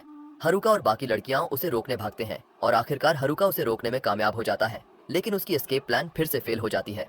अगले दिन सभी लड़कियां गिल्ड के लिए एक क्वेस्ट पूरी करने बाहर जा रही हैं, और हारुका पूछता है कि क्या वो उसे उनके साथ ले जाएंगी, पर क्लास रैप मना कर देती है क्योंकि उसे उस पर भरोसा नहीं है। वो कहती है कि वो जल्द ही वापस आ जाएंगी और हारुका कहता है कि वो इंतजार करेगा। लेकिन जैसे ही क्लास रैप और बाकी लोग चले जाते हैं, हारुका मुस्कुराता है क्योंकि उसका इंतजार करने का कोई इरादा नहीं है। उसने कल की मिस्टेक से सीखा है, इसलिए वो शहर के दरवाजे से बाहर जाकर ही क्लोक हटाता है। हारुका फाइनली शहर से बाहर निकल चुका है और अब उसे जंगल में अपने घर तक पहुंचने से कोई नहीं रोक सकता। दौड़ते हुए उसे दूर कुछ जले बसे हुए इमारतें नजर आती हैं, जो आमतौर पर एक लंबा साइड क्वेस्ट हो सकता था, लेकिन हारुका को बस अपने घर पहुंचना है तो वो इसे पूरी तरह से इग्नोर कर देता है। फिर उसे गॉब्लिन्स का एक बड़ा झुंड दिखता है, जो अगर हारुका समय लेता तो एक अच्छा एक्सपीरियंस सोर्स हो सकता था, पर वो फिर भी जंगल की ओर ही जाना चाहता है। इस बार दौड़ते हुए वो देखता है कि एक कैरेज पर बैंडिट्स हमला कर रहे हैं। लोग अंदर से मदद के लिए चिल्ला रहे हैं, लेकिन हारुका फिर से इसे इग्नोर कर देता है और आगे बढ़ जाता है। लेकिन जैसे ही वो जाने की कोशिश करता है, बैंडिट्स उस पर हमला कर देते हैं। वो उन्हें समझाने की कोशिश करता है कि वो लड़ाई में पड़ना नहीं चाहता, लेकिन बैंडिट्स उसे नहीं छोड़ते, तो उसे एक फायर स्पेल से उन्हें रोस्ट करना पड़ता है। हारुका के पास जो स्टाफ है वो उन आइटम्स के कॉम्बिनेशन का रिजल्ट है जो उसके साथ फंस गया था, और ये काफी पावरफुल निकला। जैसे ही बैंडिट्स उठते हैं, हारुका फिर से लड़ाई अवॉइड करने की कोशिश करता है। वो उनसे कहता है कि अगर उनकी भलाई चाहते हैं तो उसे अकेला छोड़ दें। बैंडिट्स मानते हैं कि हारुका की मैजिक पावरफुल है, लेकिन वे अस्यूम करते हैं कि मैजिक के अलावा वो कुछ नहीं कर सकता, तो सभी क्लोज कॉम्बैट में अटैक करने का प्लान बनाते हैं। लेकिन हारुका उन्हें एक एक वार में गिरा देता है। बैंडिट्स को यकीन नहीं होता कि वो एक बच्चे से हार रहे हैं और उससे उसका जॉब पूछते हैं। हारुका अभी भी अनएम्प्लॉयड है, तो ये सवाल उसके दिल पर लग जाता है। बैंडिट्स उसकी स्टेटस चेक करने का डिसाइड करते हैं ताकि वो जान सकें किससे लड़ रहे हैं। जब उन्हें पता चलता है कि हारुका सिर्फ 9वें स्तर पर है, तो वो वेपन स्किल्स यूज करने की ठान लेते हैं, भले ही अब तक हार रहे हों। वेपन स्किल्स लेवल 20 से मिलती हैं, तो हारुका के पास अभी कोई स्किल नहीं है और उसे पता है कि वेपन स्किल्स काफी पावरफुल होती हैं, इसलिए वो थोड़ी चिंता में आ जाता है। लेकिन बैंडिट्स अपने हर अटैक का नाम पहले से चिल्ला देते हैं, तो हारुका आसानी से डॉज कर लेता है और आखिरकार थककर वे खुद ही बेहोश हो जाते हैं। तभी हारुका को एक लड़की अपनी तरफ आती दिखती है और ये उसका सबसे अनवांटेड मोमेंट है। लड़की का नाम मरियल है और वो एक नोबल फैमिली से है। वो हारुका को उसे बचाने के लिए थैंक्स कहना चाहती है, लेकिन फिर सोचती है कि हारुका ने तो पहले उसे इग्नोर ही कर दिया था। फिर भी वो उसके इनिशियल इंटेंशंस के बावजूद उसे अप्रिशिएट करती है और उससे एक फेवर मांगती है। उसके पिता एक शहर के लॉर्ड हैं और वो चाहती है कि हारुका उसे शहर तक अकम्पनी करे, क्योंकि उसे अपने सेफ्टी का डर है। हारुका पहले मना करता है, लेकिन जब मरियल रिवॉर्ड की बात करती है तो वो आखिरकार उसके साथ जाने के लिए तैयार हो जाता है। रास्ते में मरियल उससे पूछती है कि वो कहाँ से आ रहा था। हारुका उस बकवास शहर के बारे में रैंट करने लगता है, जहाँ गिल्ड के पास उसे पे करने के लिए पैसे नहीं थे और उन्होंने उसे एडवेंचरर के रूप में रजिस्टर करने से मना कर दिया और शहर ने उसे बिना परमिट के बाहर भी नहीं जाने दिया। मैरियल को अब समझ में आ जाता है कि वो किस शहर की बात कर रहा है और वो रोने लगती है, क्योंकि हारुका को उसके शहर के बारे में इतनी कम एक्सपेक्टेशंस थीं। हारुका को अब एहसास होता है कि मैरियल एक नोबल फैमिली से है और इसका मतलब ये है कि वो उसी शहर की बेटी है। इस पर उसे बहुत रिग्रेट होता है कि उसने उसका साथ देने का डिसीजन लिया। उधर जंगल में जिम ब्रोस और डेलिंक्वेंट्स के बीच लड़ाई छिड़ जाती है, क्योंकि जिम ब्रोस लड़कियों को डेलिंक्वेंट्स से बचाना चाहते हैं। डेलिंक्वेंट लीडर बिना हिचकिचाहट के जिम ब्रोस को मारने के लिए तैयार है, लेकिन जैसे ही वो अपनी तलवार उठाता है, उसे पीछे से कोई छुरा घोंप देता है और इस तरह एपिसोड खत्म हो जाता है। इससे पहले कि आप जाएं, चैनल को सब्सक्राइब करना और नोटिफिकेशन बेल को ऑन करना न भूलें, ताकि आप सभी लेटेस्ट अपडेट्स पा सकें। पिछले एपिसोड में हारुका ने अपने जंगल वापस लौटने के लिए चुपके से शहर छोड़ने की कोशिश की, लेकिन रास्ते में उसका सामना कुछ डाकुओं से हुआ जो एक गाड़ी पर हमला कर रहे थे। हारुका ने गाड़ी में बैठी एक नोबल लड़की की मदद की, जो शहर के लॉर्ड की बेटी निकली। आखिरकार उसने उस लड़की को उसके घर तक सुरक्षित पहुंचाया। शहर पहुंचने के बाद हारुका को मेरी से वो इनाम नहीं मिलता जो उसने वादा किया था। इंतजार करते करते वो बोर हो जाता है और सोचता है कि उसे शायद मेरी की मदद के लिए रुकना ही नहीं चाहिए था। वो महल के वेटिंग रूम में इधर उधर चक्कर काटता है और वापस जंगल लौटने का मन बना लेता है, लेकिन तभी मेरी ताजगी भरे कपड़े पहनकर नीचे आती है और देखती है कि हारुका उसे छोड़कर जाने की सोच रहा है, जबकि वो उसे अच्छी तरह से थैंक यू कहने की योजना बना रही थी। हारुका के पास कोई चारा नहीं रहता और वो उसके साथ चल पड़ता है। मैरी का थैंक यू कहने का अंदाज हारुका की उम्मीदों से कहीं बेहतर होता है। वो उसे एक ऐसी शानदार डिनर पार्टी देती है जिससे कोई भी वेगन खाकर बेहोश हो जाए। हारुका जानवरों की तरह मांस खाता है, जिससे मेरी उसकी आदाब का अभाव देखकर चिढ़ जाती है। अंत में मेरी उसे एक मनी पाउच और एक वीआईपी कार्ड देती है, जिससे वो शहर में आ जा सकता है जब चाहे। लेकिन हारुका उसकी ओर कोई ध्यान नहीं देता, क्योंकि वो खाना खाने में बिजी है। अगले दिन वो क्लास रेप और बाकी लड़कियों से घिर जाता है, जो जानना चाहती हैं कि उसने पिछली रात कहाँ बिताई। हारुका उन्हें बताता है कि उसे शहर के मेयर के घर पर आमंत्रित किया गया था और ये इसलिए नहीं था कि वो जंगल भागने की कोशिश कर रहा था, लड़कियां उस पर विश्वास कर लेती हैं और जंगल में खुद भी ट्रेनिंग और रिसोर्सेज के लिए निकल जाती हैं। लड़कियों के जाने के बाद हारुका भी शहर छोड़ने की तैयारी करता है। वो सोचता है कि इस बार उसके पास वीआईपी कार्ड है जो उसे बिना किसी परेशानी के बाहर जाने देगा। निकलने से पहले वो एक अजीब शॉप से कुछ सामान खरीदता है और जंगल में अपनी एकाकी जिंदगी के लिए कुछ खाना भी लेता है। साथ ही वो क्लास रेप के लिए एक नोट भी लिखता है ताकि वो गुस्सा न हो, और बताता है कि वो जॉक्स का ध्यान रखने जा रहा है क्योंकि उसे उनकी चिंता है। फिर हारुका शहर के गेट की ओर बढ़ता है और अपनी पहचान का कार्ड दिखाकर शहर से बाहर निकलने में कामयाब होता है। जंगल में पहुंचते ही वो घर जैसा महसूस करता है जहां जंगली जानवर और मॉन्स्टर्स आजादी से घूमते हैं। लेकिन तभी उस पर एक और पीछे से हमला करता है जिसे हारुका आसानी से अपनी स्टाफ से हरा देता है। आगे हारुका जंगल के अंदर चलता है और उसे एक बड़ा खून का धब्बा दिखाई देता है। वो घबरा जाता है और सोचता है कि कहीं ये खून उसके नर्ड दोस्तों का तो नहीं। हालांकि ये मुश्किल है क्योंकि वो इस नई दुनिया के एक्सपर्ट हैं। उसे लगता है कि शायद ये खून जॉक्स या फिर गुंडों का है और वो खून के निशानों का पीछा करने लगता है। आखिरकार उसे जॉक्स बुरी तरह से घायल मिलते हैं और हारुका का दिल टूट जाता है ये सोचकर कि शायद उन्होंने गुंडों से पंगा लिया और मारे गए। लेकिन तभी वो देखता है कि उनमें से एक अब भी सांस ले रहा है और तुरंत वो उन पर सभी हीलिंग पोशंस डाल देता है जो उसने मशरूम से बनाए थे। वो दुआ करता है कि वो सभी ठीक हो जाएं और उसकी दुआ कबूल होती है जब जॉक्स का लीडर अपनी आंखें खोलता है। हारुका उन्हें अपने गुफा में ले जाता है जहां जॉक्स उसे असली कहानी बताते हैं। उन्होंने लड़कियों को प्रोटेक्ट करने के लिए गुंडों का सामना किया, लेकिन अचानक टनाका जो उनके पालतू नर्ड होने वाला था ने उन्हें धोखा दिया। उसने सभी गुंडों को मार डाला और वो शक्तिशाली हथियार भी चुरा लिए जो उन्हें इस दुनिया में आने पर मिले थे, और उनके पास भागने के अलावा कोई चारा नहीं बचा। टनाका ने उन्हें पकड़ लिया और वो उसके सामने टिक नहीं पाए। जॉक्स कहते हैं कि टनाका भयानक रूप से ताकतवर है और वो क्लास रेप को ढूंढने की ठान चुका है। यहाँ तक कि जॉक्स भी ये सोचकर चौंक जाते हैं कि टनाका असल में हाईजैक स्किल के लिए क्लास रेप को खोज रहा है। हारुका भी हैरान रह जाता है कि जॉक्स सच में सोच सकते हैं और वो उसे बताते हैं कि टनाका क्लास रेप का ट्रैक खो चुका था तो उसने उन्हें अधमरा छोड़ दिया ताकि वो उससे मदद मांगने पहुंचे। हालांकि जॉक्स ने खुद को बलिदान करने का फैसला कर लिया और किसी तरह हारुका की गुफा की तरफ खिसकते हुए पहुंचे ताकि उसे वहां बुलाया जा सके और हारुका इस पूरी सिचुएशन का कुछ हल निकाल सके। वे उससे मदद मांगते हैं ताकि वह टनाका को हरा सके। शुरुआत में हारुका किसी और के साथ नहीं उलझना चाहता था, लेकिन अब वह इस लड़ाई से पीछे नहीं हट सकता। वह जॉक्स से कहता है कि वह टनाका से खुद ही निपटेगा और सभी हैरान हो जाते हैं। लेकिन जॉक लीडर को भरोसा है कि हारुका के पास एक योजना है। हारुका उन्हें शहर की ओर जाने के लिए कहता है ताकि वे लड़कियों को सुरक्षित रख सकें, जबकि वह यहाँ पर सिचुएशन को संभालेगा। वह जानता है कि जॉक्स का उसके साथ होना उसकी जीत की संभावना को बढ़ा सकता है, लेकिन अगर वे सभी इस लड़ाई में मारे जाते हैं तो लड़कियां बिना सुरक्षा के रह जाएंगी। इसलिए उसे लगता है कि टनाका से लड़ना उसका अपना फर्ज है और वह जल्दी से और मजबूत होने की योजना बनाता है। वह जॉक्स से लिए गए शक्तिशाली हथियारों का मुकाबला करने की स्ट्रेटेजी बनाने लगता है। उसने देखा है कि वे जॉक्स के साथ कैसे लड़ते हैं। फिर अचानक उसे खून की एक बड़ी ट्रेल दिखाई देती है।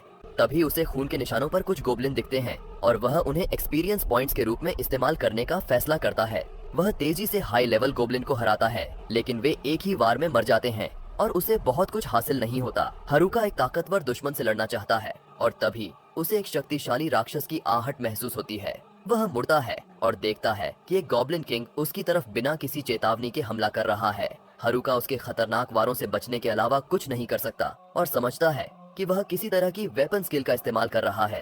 उसे पता है कि अगर एक वार भी उस पर लग गया तो उसका अंत हो जाएगा, लेकिन वह उस राक्षस को हराने और खुद को मजबूत करने का निश्चय करता है। वह अपनी विभिन्न स्किल्स को जोड़कर अपने स्टाफ को मजबूत करता है और एक ही वॉर में गॉब्लिन किंग को हरा देता है।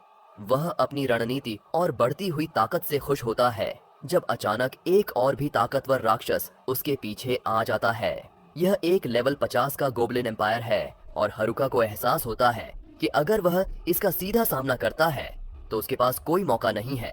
लेकिन फिर भी वह अपने गैम्बिट स्किल का इस्तेमाल कर उस पर वार करता है जिसे उसने हाल ही में तैयार किया है। वह गॉब्लिन एम्परर पर हमला करने में सफल होता है, लेकिन उसका हमला ज्यादा असर नहीं करता। गॉब्लिन एम्परर खुद को संभाल लेता है और फिर ड्रंकन मास्टर की तरह चलता है और फिर अचानक हारुका पर हमला करता है, जिससे उसका चेहरा थोड़ा चोटिल हो जाता है। हारुका राक्षस के हमलों को बचते हुए उसे काउंटर अटैक करने का मौका पाता है और उसके हेल्थ बार को काफी हद तक घटा देता है। लेकिन तभी राक्षस एक हीलिंग स्किल का इस्तेमाल कर अपनी सेहत बहाल कर लेता है और अपनी ताकत भी बढ़ा लेता है। राक्षस फिर एक फ्लाइंग स्लैश भेजता है जिससे हारुका पीछे पेड़ों में जा गिरता है। अब वह थक चुका है और जख्मी हो चुका है, लेकिन खुद को दिलासा देता है कि शायद वह बेवजह डर रहा है, क्योंकि जॉक्स ने उससे भी ज्यादा चोटों के साथ सरवाइव किया था। अब वह गॉब्लिन एम्परर के वारों का सामना करने के लिए तैयार है और फिर से खड़ा होता है और उस पर हमला करता है। पूरी रात लड़ने के बाद हारुका आखिरकार उसे हरा देता है और लेवल 11 तक पहुंच जाता है। वह जीत की खुशी में एक गर्जना करता है और फिर वापस जंगल में अपने घर की ओर लौटता है। वह अपने लेवल अप के बाद अपने स्टैट्स की जांच करता है और यह जानकर खुश होता है कि उसने जो गैम्बिट अटैक बनाया था वह अब एक स्किल के रूप में दर्ज हो गया है। हारुका को विश्वास है कि इस स्किल की कोई कमजोरी नहीं है जो कि उसके और तनाका के बीच होने वाली लड़ाई में काम आएगी। उस शाम जब हारुका अपनी गुफा के बाहर खड़ा होता है तो तनाका आता है। तनाका निराश होता है क्योंकि उसने उम्मीद की थी कि जॉक्स उसे क्लास रैप तक ले जाएंगे, लेकिन इसके बजाय उन्होंने उसे क्लास के अकेले इंसान के पास पहुंचा दिया। वो कहता है कि ये शर्म की बात है कि वो क्लास रैप को नहीं ढूंढ सका, भले ही उसने इतने सारे तरीके आजमाए, डिलिंक्वेंट्स को धोखा दिया और क्लास को अलग अलग ग्रुप में बांट दिया। हारुका गुस्से में पूछता है कि उसने बाकी लड़कों के साथ क्या किया और तनाका कहता है कि उसने उन्हें बहुत पहले मार दिया। वह हारुका को अपने सामने कोई खतरा नहीं मानता और उससे कहता है कि वो अपनी बेकार स्किल्स के साथ जंगल में आराम से रहे। हारुका उस पर अपनी स्टाफ तानता है और तनाका कहता है कि वह अपनी गंदी और बदबूदार छड़ी उसके चेहरे से दूर रखे। हारुका उसे कहता है कि भले ही वह अकेला है लेकिन वह क्लास रैप की रक्षा करेगा और तनाका खतरनाक हंसी के साथ कहता है कि वह पहले उसे मार डालेगा। जैसे ही तनाका अपनी पूरी ताकत दिखाता है वह कुछ पत्थर हारू की तरफ चेतावनी के तौर पर फेंकता है। फिर वह कहता है कि उस सफेद कमरे में जब सभी लोग स्किल्स चुन रहे थे वह जानबूझकर सबसे आखिर में गया और सुनिश्चित किया कि जो स्किल्स बची थीं वे सब बेकार हों। वह मजाक उड़ाते हुए हारू से पूछता है कि क्या वह उन घटिया स्किल्स के साथ उसे हरा सकता है और फिर उससे भी बड़े पत्थर उसकी तरफ फेंकता है। हारू खुद को बचाने के लिए तैयार हो जाता है, लेकिन तभी तनाका अपनी अनोखी स्किल ट्वीक का इस्तेमाल करता है। इसका नतीजा यह होता है कि हारू का शरीर अचानक से हिलने डुलने लगता है, जिससे उसे हिलने डुलने में मुश्किल होती है। इसके बावजूद किसी तरह वह उन पत्थरों से बच जाता है, लेकिन तनाका तुरंत ही उसके पैरों के नीचे से क्रिस्टल की नुकीली कीलें उगाता है। हारू उनसे भी बच निकलता है, लेकिन अब वह थक चुका है और उसका शरीर भारी लगने लगा है।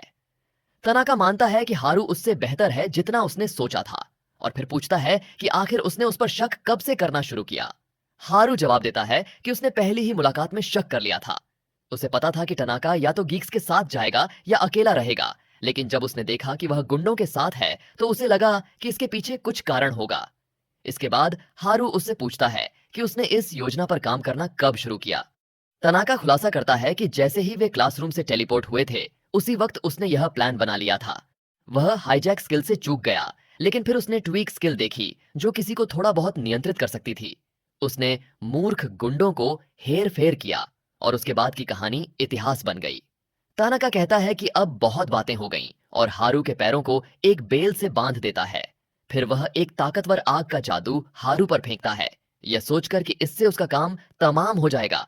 लेकिन उसकी हैरानी के लिए हारू अपनी छड़ी की मदद से उन लपटों को सोख लेता है, क्योंकि उसमें जड़ी बूटी की ताकत समाहित है। तुरंत ही हारू काउंटर अटैक करता है और तनाका पर वार करने की कोशिश करता है, जबकि वह अब भी सदमे में है। लेकिन यह सब तनाका की एक्टिंग थी। वह अपनी पीठ के पीछे से एक तलवार निकालता है और हारू के हमले को रोकता है, फिर उसे पीछे धकेल देता है। इसके बाद वह अपनी सभी हथियारों को बुलाता है और कहता है कि अब वह उन्हें आजमाने का सही मौका है। तनाका एक तलवार से हमला शुरू करता है और हर वार के साथ अपना हथियार बदलता रहता है। हारू पूरी तरह से बैकफुट पर है और मुश्किल से तनाका के अप्रत्याशित और तेज हमलों का सामना कर पा रहा है। हारू झाड़ियों में छिपने की कोशिश करता है, लेकिन एक शक्तिशाली हमले से टकरा जाता है जो उसे नदी के पार फेंक देता है। हारू को एहसास होता है कि वह तनाका का सामना करने के लिए काफी ताकतवर नहीं है और सोचता है कि आखिर तनाका इतनी सारी शक्तियों और हथियारों का इस्तेमाल एक साथ कैसे कर पा रहा है। तभी तनाका उसके पास आता है और उसे हार मानने को कहता है, लेकिन हारू उठ खड़ा होता है और पूछता है, क्या तुम कॉपीकैट स्किल का इस्तेमाल करके हमारे क्लासमेट्स की क्षमताओं की नकल कर रहे हो? तनाका इस बात की पुष्टि करता है और जोड़ता है कि उसका प्लान था क्लास रैप की हाईजैक क्षमता की नकल करके उसे मार डालना, ताकि असली स्किल उसके हाथ आ सके। इसके बाद उसे बाकी सभी को मारकर उनकी शक्तियां चुराने में ज्यादा वक्त नहीं लगेगा। हारू समझ जाता है कि वह अपने सबसे कठिन दुश्मन से लड़ रहा है और तनाका उस पर अलग अलग हथियारों से हमला करना शुरू कर देता है। हारू पलटकर वार करने की कोशिश करता है लेकिन केवल एक भ्रम को मारता है, जबकि असली तनाका उसके पीछे है। हारू सोचता है कि यह रणनीति काम नहीं करेगी, इसलिए वह अपनी छड़ी को जमीन की तरफ करता है। तानाका सोचता है कि हारू ने हार मान ली है और उस पर चार्ज कर देता है, लेकिन हारू उसकी चाल से बच निकलता है, जैसे गोकू का अल्ट्रा इंस्टिंक्ट। फिर वह तनाका से पूछता है कि क्या वह केवल 3 बार ही एक नकल की हुई स्किल का इस्तेमाल कर सकता है। ये सुनकर तनाका की घबराहट बढ़ जाती है। वह नियंत्रण खोने लगता है और हारू कहता है कि उसने बहुत पहले ही कॉपीकैट स्किल की कमजोरी का पता लगा लिया था और उसने जानबूझकर उसे उसकी नकल की हुई क्षमताएं बेकार में बर्बाद करने दी। तनाका गुस्से से पागल हो जाता है कि उसे मूर्ख बनाया गया, लेकिन हारू जानता है कि तनाका के पास अभी भी कम से कम एक नकल की हुई स्किल बची हुई है।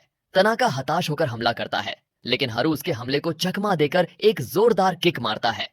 वह जल्दी से इस मौके का फायदा उठाकर उसे खत्म करने की कोशिश करता है, लेकिन तभी तनाका अचानक एक ताकतवर शॉट हारू पर फेंकता है, जिससे वह रुक जाता है।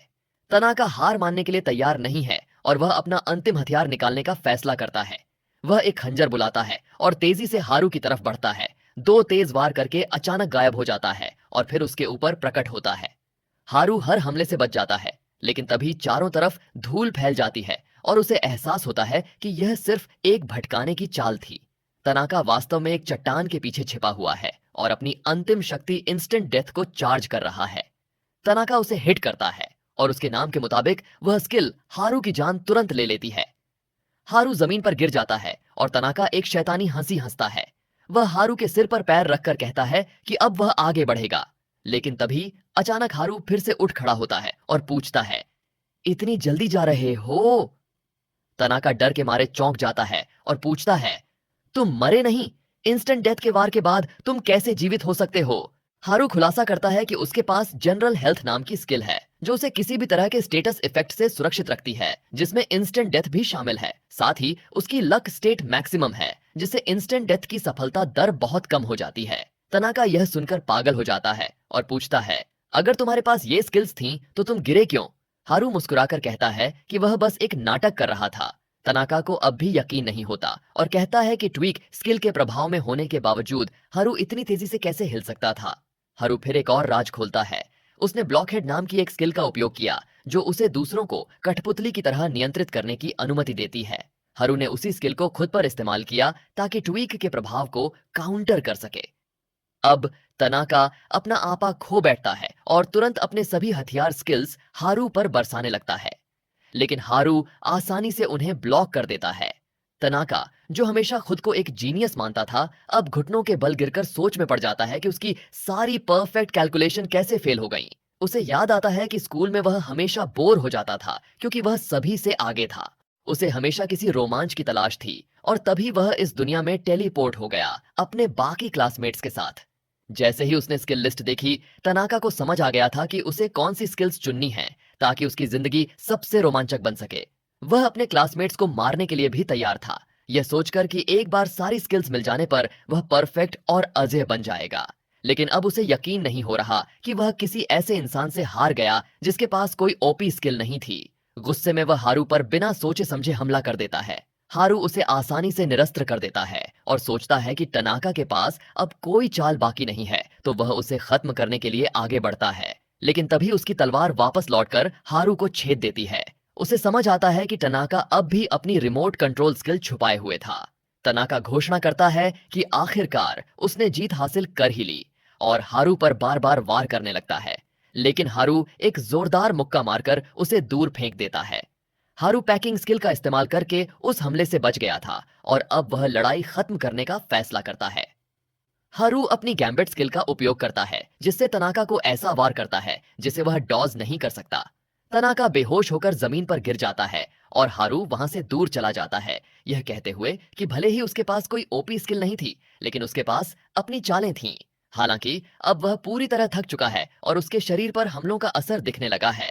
अब उसके पास आगे बढ़ने की ताकत नहीं बची है और वह घुटनों के बल गिर जाता है, यह सोचते हुए कि शायद यही उसका अंत है। जैसे ही वह बेहोश होने लगता है, उसे क्लास रेप और अपने दोस्तों की याद आती है, लेकिन तभी कोई उसे सहारा देता है। हारू अपनी आंखें खोलता है और देखता है कि गीक्स का ग्रुप वहां मौजूद है। वह निराश होकर कहता है, तुम लोग बहुत देर से आए। लेकिन वे उसे कहते हैं कि शिकायत बाद में करना। वे उसे हीलिंग पोशन पिलाते हैं और उसे सहारा देकर वापस शहर की ओर ले जाते हैं। रास्ते में वे बताते हैं कि जब वे एक शिकार यात्रा से लौट रहे थे तो उन्होंने अपने क्लासमेट्स को देखा और पता चला कि हारू तानाका से लड़ने की कोशिश कर रहा था। इसलिए वे तुरंत उसकी मदद के लिए दौड़े, लेकिन थोड़ी देर हो गई। जल्द ही वे शहर पहुंचते हैं, जहां सभी लोग उन्हें गेट पर इंतजार करते हुए मिलते हैं। लड़कियां हारू को घेर लेती हैं और खुद को उसके इनाम के रूप में पेश करती हैं, लेकिन हारू शर्माते हुए उनसे दूर हट जाता है और उनके लीडर के साथ हाई फाइव करता है। टिकटॉक वाली लड़की, जो पहले घमंडी थी, अब गीक से माफी मांगती है। हरू सोचता है कि यह वही खुशहाल अंत है जो सभी चाहते थे और अब उसकी यहाँ कोई भूमिका नहीं बची। इसलिए वह चुपके से बाहर निकलने की कोशिश करता है, लेकिन क्लास रेप उसे रोककर पूछती है, तुम आखिर जा कहाँ रहे हो? वह घबरा जाता है और फिर वह अचानक उसे गले लगाकर कहती है कि वह उसके लिए बहुत चिंतित थी। हारू माफी मांगता है, लेकिन क्लास रेप कहती है कि माफी से काम नहीं चलेगा। उसने पूरी क्लास की लड़कियों को इकट्ठा कर लिया है और वे सब हारू को वापस स्कूल ले जाने वाली हैं ताकि उसे शहर से बाहर बिना बताए जाने के लिए डांट सकें। हारू घबरा जाता है, लेकिन लड़कियां उसे खींचकर वापस शहर में ले जाती हैं। रात में हारू एक अजीब सपना देखता है। एक व्यक्ति जो एक गहरे काल कोठरी में जंजीरों में बंधा है, किसी के वहां आने का इंतजार कर रहा है। वह कभी एक लड़की की तरह दिखता है और कभी एक कंकाल की तरह। सपना खत्म होते ही हारू तुरंत जाग जाता है और सोचता है कि क्या यह किसी नए खतरे का संकेत है। अगली सुबह जब वह उठता है और टेवन की ओर जाता है तो वहां गीक्स का ग्रुप उसे मिलता है। वे एक खतरनाक डंगियन में जाने की तैयारी कर रहे हैं ताकि कुछ मॉन्स्टर्स का शिकार कर सकें। वे हारू को बताते हैं कि वे एक दुर्लभ आइटम की तलाश में हैं, जो उनकी RIS पॉइंट्स बढ़ा सकता है और जिससे लोग उन्हें अलग नजर से देखने लगेंगे। हारू हंसते हुए कहता है, यह तुम्हारे जैसे गीक्स के लिए परफेक्ट है, जिन्हें कोई पसंद नहीं करता। और वे जवाब देते हैं, यह बात तुम्हारे लिए भी कही जा सकती है। गीक्स के जाने के बाद हारू सोचता है कि अब उसका काम खत्म हो गया है और उसे अपने आरामदायक गुफा में लौट जाना चाहिए। लेकिन तभी क्लास रेप उसके पीछे खड़ी होती है। क्लास रेप गुस्से में है कि हारू फिर से भागने की कोशिश कर रहा है और वह लगभग सुपर साइयन मोड में जाने वाली है। हारू उसे रहम की भीख मांगते हुए कहता है कि पिछली रात उसे घंटों तक लेक्चर सुनना पड़ा था, लेकिन क्लास रेप उसे याद दिलाती है कि वह तो सभी लड़कियों का सामूहिक लेक्चर था, जबकि उसका व्यक्तिगत डांटना अब भी बाकी है। हारू घबराकर पसीना पसीना हो जाता है और घुटनों के बल गिरकर वादा करता है कि अब से कोई खतरनाक हरकत नहीं करेगा। तब जाकर क्लास रेप उसे छोड़ती है। हारू अब भी थोड़ा डरा हुआ है, लेकिन उसे उन आइटम्स के बारे में याद आता है जिनका जिक्र गीक्स ने किया था। वह सोचता है कि अगर वह उसे पाकर क्लास रेप और दूसरों के साथ अपनी अफिनिटी बढ़ा ले तो उसे कभी डांट नहीं पड़ेगी और वह अपनी अकेली जिंदगी शांति से जी सकेगा। इसलिए वह भी डंगियन की ओर जाने का फैसला करता है। रास्ते में उसे अचानक कुछ सुअर जैसे मॉन्स्टर्स मिलते हैं जो इंसानों का शिकार करने के लिए तैयार हैं, लेकिन हारू सोचता है कि ये उसके लिए एकदम सही वार्म अप है। उधर शहर में क्लास रैप गिल्ड मास्टर से एक मॉन्स्टर सब्जुगेशन मिशन ले रही है। तभी एक नोबल लड़की मैरी वहां दौड़ते हुए आती है और बताती है कि मॉन्स्टर्स का एक बड़ा झुंड शहर की ओर बढ़ रहा है, जिसने पहले ही कुछ गांवों को तबाह कर दिया है। एडवेंचरर्स तुरंत लड़ाई की तैयारी करने लगते हैं और क्लास रैप भी मदद की पेशकश करती है। वह सभी को इकट्ठा करने के लिए इनमें वापस दौड़ती है, लेकिन सोचती है कि हारू कहाँ गायब हो गया। इस बीच हारू तेजी से ऑर्क्स की ओर भाग रहा है और स्थिति का विश्लेषण कर रहा है। वह छोटे ऑर्क्स को आसानी से हराता है और फिर उनके बॉस की ओर बढ़ता है। वह अपनी स्टाफ से ऑर्क किंग पर हमला करता है, लेकिन ज्यादा नुकसान नहीं पहुंचा पाता। हारू लगातार शक्तिशाली हमले करता है जब तक कि वह ऑर्क किंग को बेहोश नहीं कर देता। इसके बाद वह वापस डंगियन की ओर बढ़ जाता है। डंगियन के पास पहुंचकर वह अपनी स्टेल्थ स्किल का इस्तेमाल कर बिना गार्ड को सतर्क किए अंदर प्रवेश कर जाता है। डंगियन एक्सप्लोर करने को लेकर उसके अंदर का वीब बेहद उत्साहित है और जल्दी ही उसे एक ट्रेजर बॉक्स मिलता है, लेकिन उसमें केवल कचरा निकलता है, जिससे वह निराश हो जाता है। हारू दूसरे ट्रेजर बॉक्स भी आजमाता है, लेकिन उनमें भी सिर्फ बेकार सामान ही मिलता है, मानो मेरी कॉलेज डिग्री की तरह। अब वह सोचता है कि शायद उसे यहां आने से पहले किसी एक्सपर्ट से सलाह लेनी चाहिए थी। तभी उसे उस अजीबोगरीब दुकानदार की याद आती है जो डंगियन से मिलने वाले स्पेशल आइटम्स बेचता है। वह उससे जानकारी लेने के लिए शहर की ओर लौटता है। शहर में एडवेंचरर्स और लड़कियां गेट पर डटी हुई हैं, ऑर्क के हमले का इंतजार कर रही हैं। वे दोपहर से इंतजार कर रहे हैं और अब सोच रहे हैं कि क्या सच में ऑर्क्स आने वाले हैं या नहीं। अचानक वे धूल के बादल के बीच किसी को आते हुए देखते हैं, लेकिन वह केवल हारू है।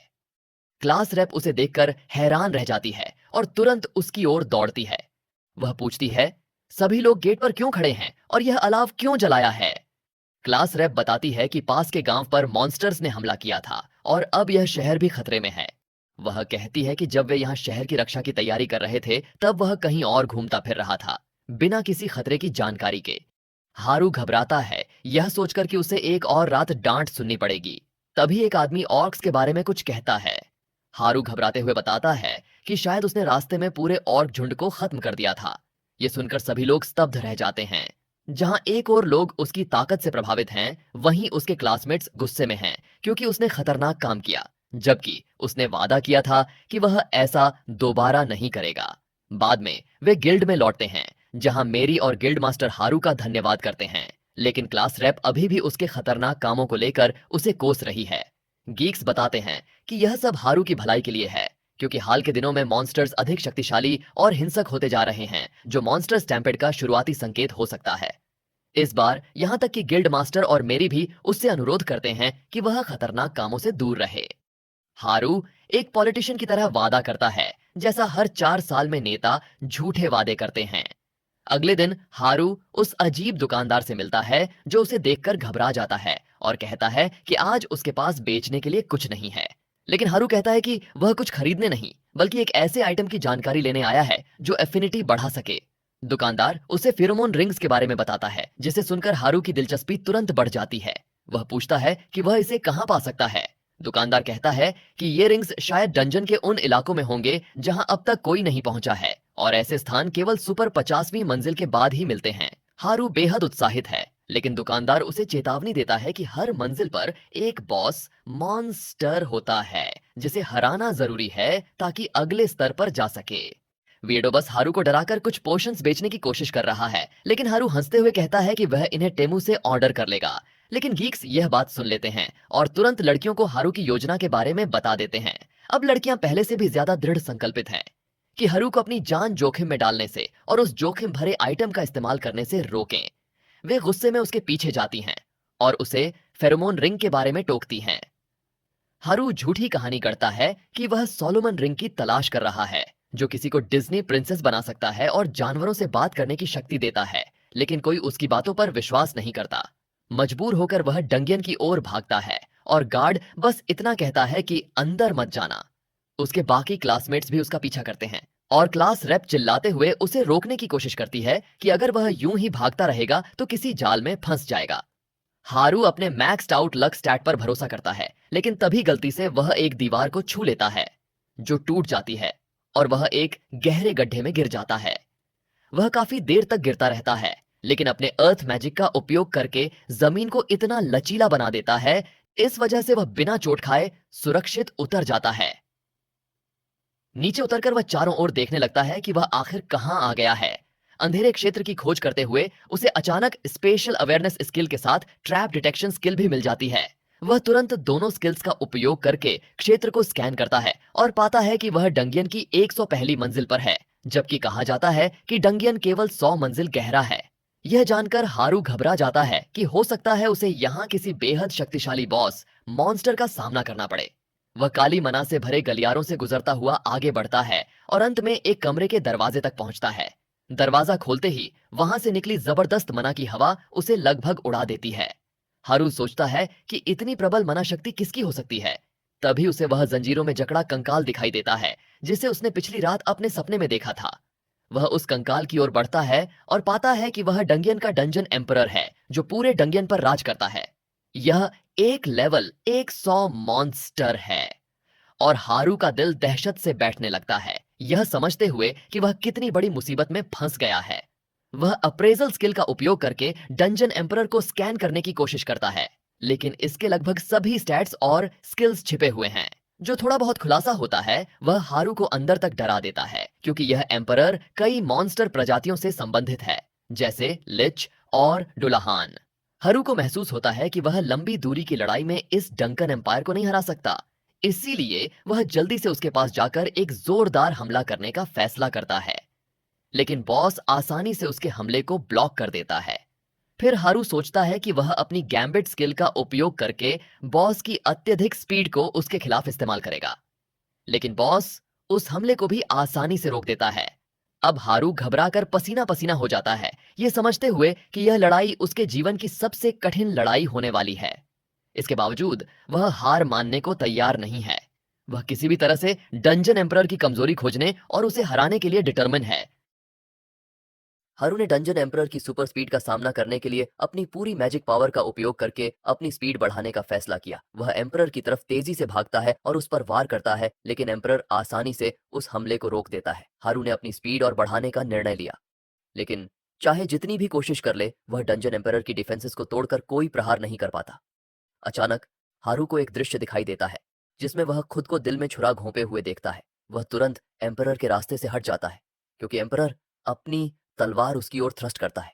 हारू अपने डिवाइन साइट स्किल का शुक्रिया अदा करता है, जो उसकी कॉन्टैक्ट लेंस में तब प्रकट हुई थी जब उसने बॉस मॉन्स्टर की तेज गति का निरीक्षण किया। यह नई स्किल उसे भविष्य की एक झलक दिखाने की अनुमति देती है, लेकिन वह जानता है कि अगर वह एक पल के लिए भी असावधान हो गया तो वह मारा जाएगा। अपने विचारों से विचलित न होने के लिए हारू एम्परर की तरफ भागता है और बिना रुके अपनी वेपन को घुमाते हुए वार करता रहता है। अपनी जान दांव पर लगने वाली लड़ाई से आने वाला एड्रेनलिन उसके दिमाग पर हावी होने लगता है और उसे रोमांचक महसूस होता है। लेकिन जैसे ही वह सीमा पर पहुंचता है, अपने स्टाफ को घुमाते हुए वह जमीन पर गिर जाता है। वह पसीने से तरबतर है और भारी सांस ले रहा है, क्योंकि उसने अपनी माना और स्टैमिना पूरी तरह से खर्च कर दी है। लेकिन उसका दुश्मन अब भी वैसा ही खड़ा है। हारू उठने की कोशिश करता है, क्योंकि डंजन एम्परर उसकी ओर बढ़ता है, लेकिन उसके पैरों में पर्याप्त ताकत नहीं है।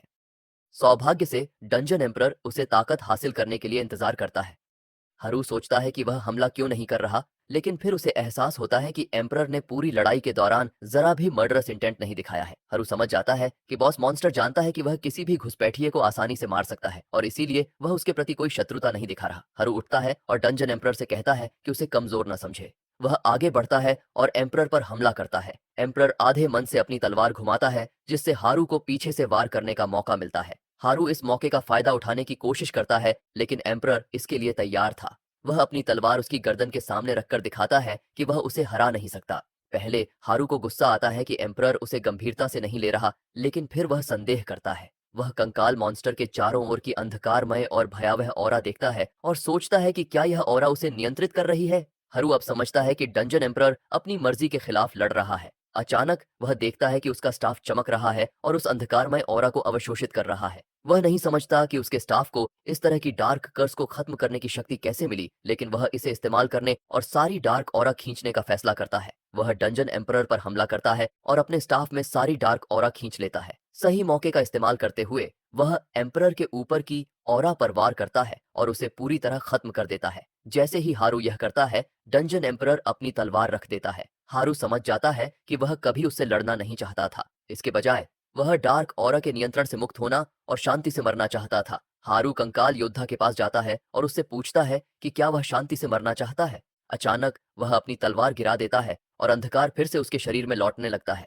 हारू को उसे फिर से अंधकार का शिकार होने से पहले मारना होगा। वह अपना स्टाफ उठाता है, लेकिन वह वार करने में असमर्थ है। इसके बजाय वह डंजन एम्परर को गले लगाता है, सोचता है कि वह भी उसकी तरह अकेला है। हारू की इस हरकत से डंजन एम्परर की आत्मा छू जाती है और उसकी सर्विट्यूड स्किल सक्रिय हो जाती है, जिससे एम्परर उसका नौकर बन जाता है। हारू यह देखकर घबरा जाता है, लेकिन कम से कम उसे अब डंजन डार्कनेस से नहीं निपटना पड़ेगा। हारू उससे पूछता है कि क्या उसे हारू का नौकर बनकर प्रोबेल्म है, और एम्परर अपना सिर हिलाकर पॉजिटिव जवाब देता है।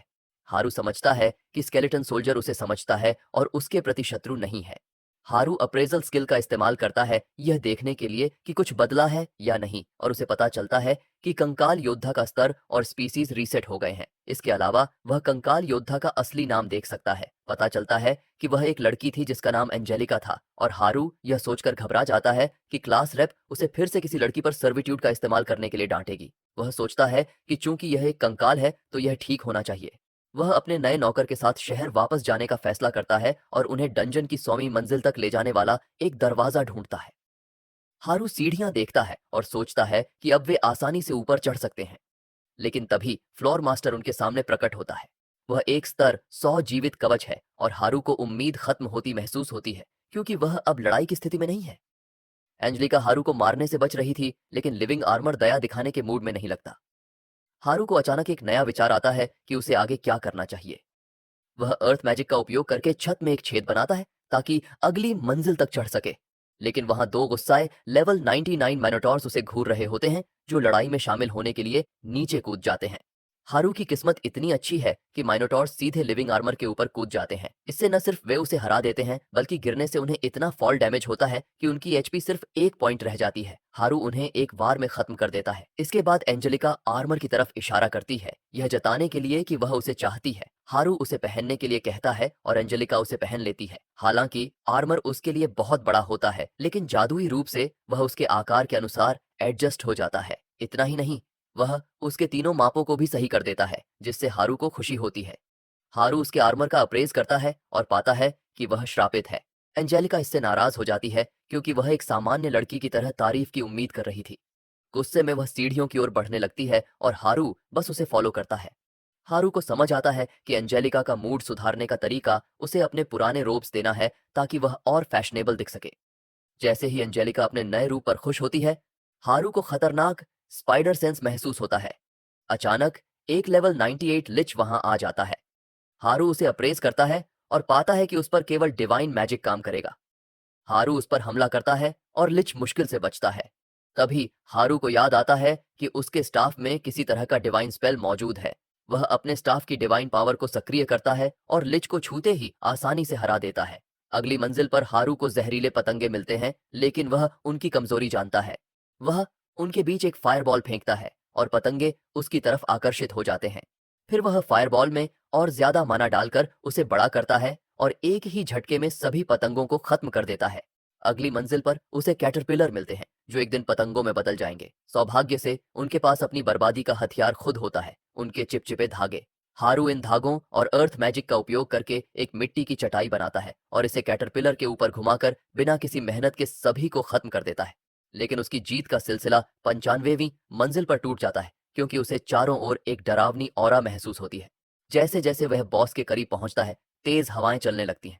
यह बॉस लेवल 100 लिविंग सॉर्ड है।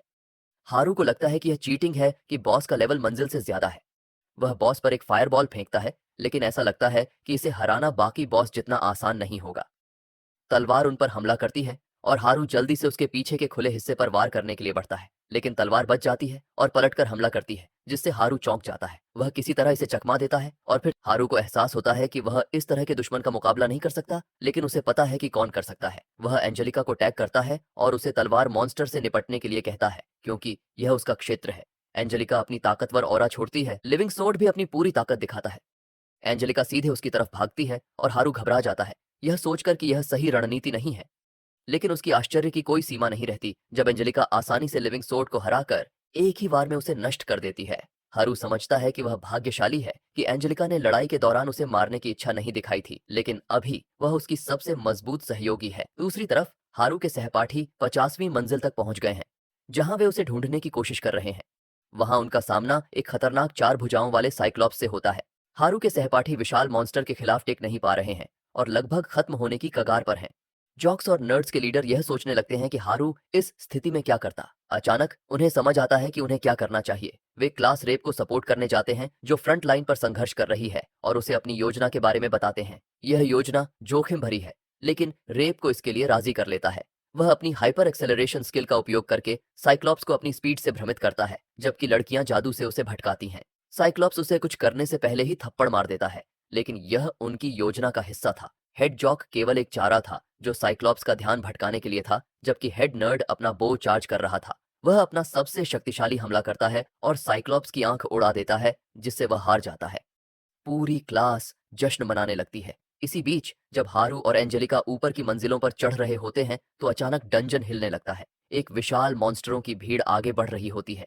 डंजन के एंट्रेंस द्वार पर गार्ड इस बात की शिकायत कर रहा होता है कि कोई उसकी बात नहीं सुनता। उसने छात्रों को मॉन्स्टर स्टैम्पेड के बारे में चेतावनी दी थी, लेकिन फिर भी वे डंजन में चले गए। अचानक वह देखता है कि सभी चूहे डंजन से बाहर भाग रहे हैं। जब गार्ड पीछे मुड़ता है तो वह देखता है कि खतरनाक स्लाइम मॉन्स्टर्स उसकी तरफ आ रहे हैं। वह डरकर भागता है और एडवेंचरर्स गिल्ड पहुंचकर गिल्ड मास्टर को स्टैम्पेड शुरू होने की जानकारी देता है।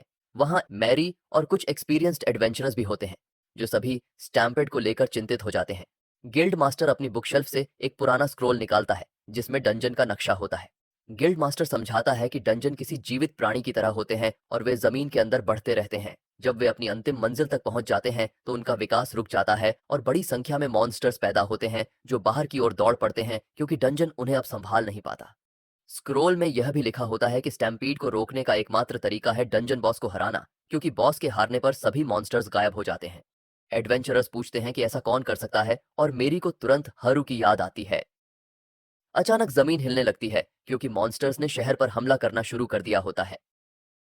गिल्ड मास्टर एक एडवेंचरर को नागरिकों को सुरक्षित स्थान पर ले जाने के लिए भेजता है और दूसरे को सभी एडवेंचरर्स और सैनिकों को शहर के गेट पर इकट्ठा करके रक्षा करने का निर्देश देता है। इसी बीच हारू बिना किसी परेशानी के डंजन में ऊपर चढ़ता जा रहा है। एक मंजिल पर उसे ग्रिफिन्स का एक झुंड मिलता है। वह उन्हें जहर वाले मछलियां देता है। ग्रिफिन्स तुरंत उन्हें खा लेते हैं और बेहोश होकर गिर जाते हैं। हारू उन्हें मारकर एक्सपी में बदल देता है और फिर ऊपर की ओर बढ़ जाता है। शहर के गेट पर एडवेंचरर्स ने स्टम्पीड की पहली लहर को रोक दिया होता है, लेकिन उनमें से कई गंभीर रूप से घायल हो चुके हैं।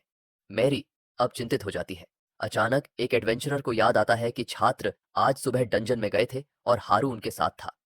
गिल्ड मास्टर सोचता है और कहता है कि हारू शायद एकमात्र व्यक्ति है जो डंजन बॉस को मार सकता है और स्टैम्पीड को समाप्त कर सकता है। वह यह संदेश हारू तक पहुंचाना चाहता है, लेकिन सवाल उठता है कि कौन जाएगा।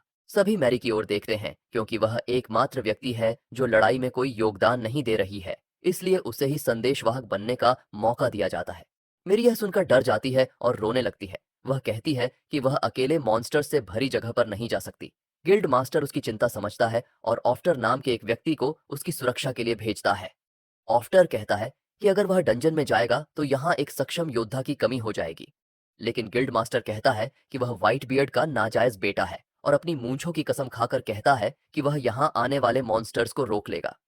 इसी बीच हारू 81वीं मंजिल पर पहुंचता है, जिसका विषय जल आधारित है और जहां पिरान्हा जैसे मॉन्स्टर्स होते हैं। जैसे ही वह पानी में झांकता है, कुछ पिरान्हा उस पर हमला कर देते हैं।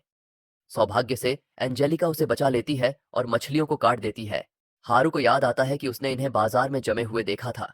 वह बर्फ का जादू इस्तेमाल करता है और पानी का तापमान कम कर देता है, जिससे मछलियों की गति धीमी हो जाती है। फिर वह अपनी पैकिंग स्किल का उपयोग करके उन्हें बर्फ में जमा देता है। ये सफल हो जाता है। अब वह सोचता है कि वह इस मंजिल को आसानी से पार कर लेगा। वह पत्थरों पर दौड़ते हुए आगे बढ़ता है और पास आने वाली मछलियों को जमा देता है। अचानक पानी से एक विशाल पिरान्हा बाहर आती है। हारू समझता है कि यह इस मंजिल का बॉस है। यह पिरान्हा हारू से नाराज होती है क्योंकि उसने इसके परिवार को जमा दिया है और वह उस पर एक विशाल लहर से हमला करती है।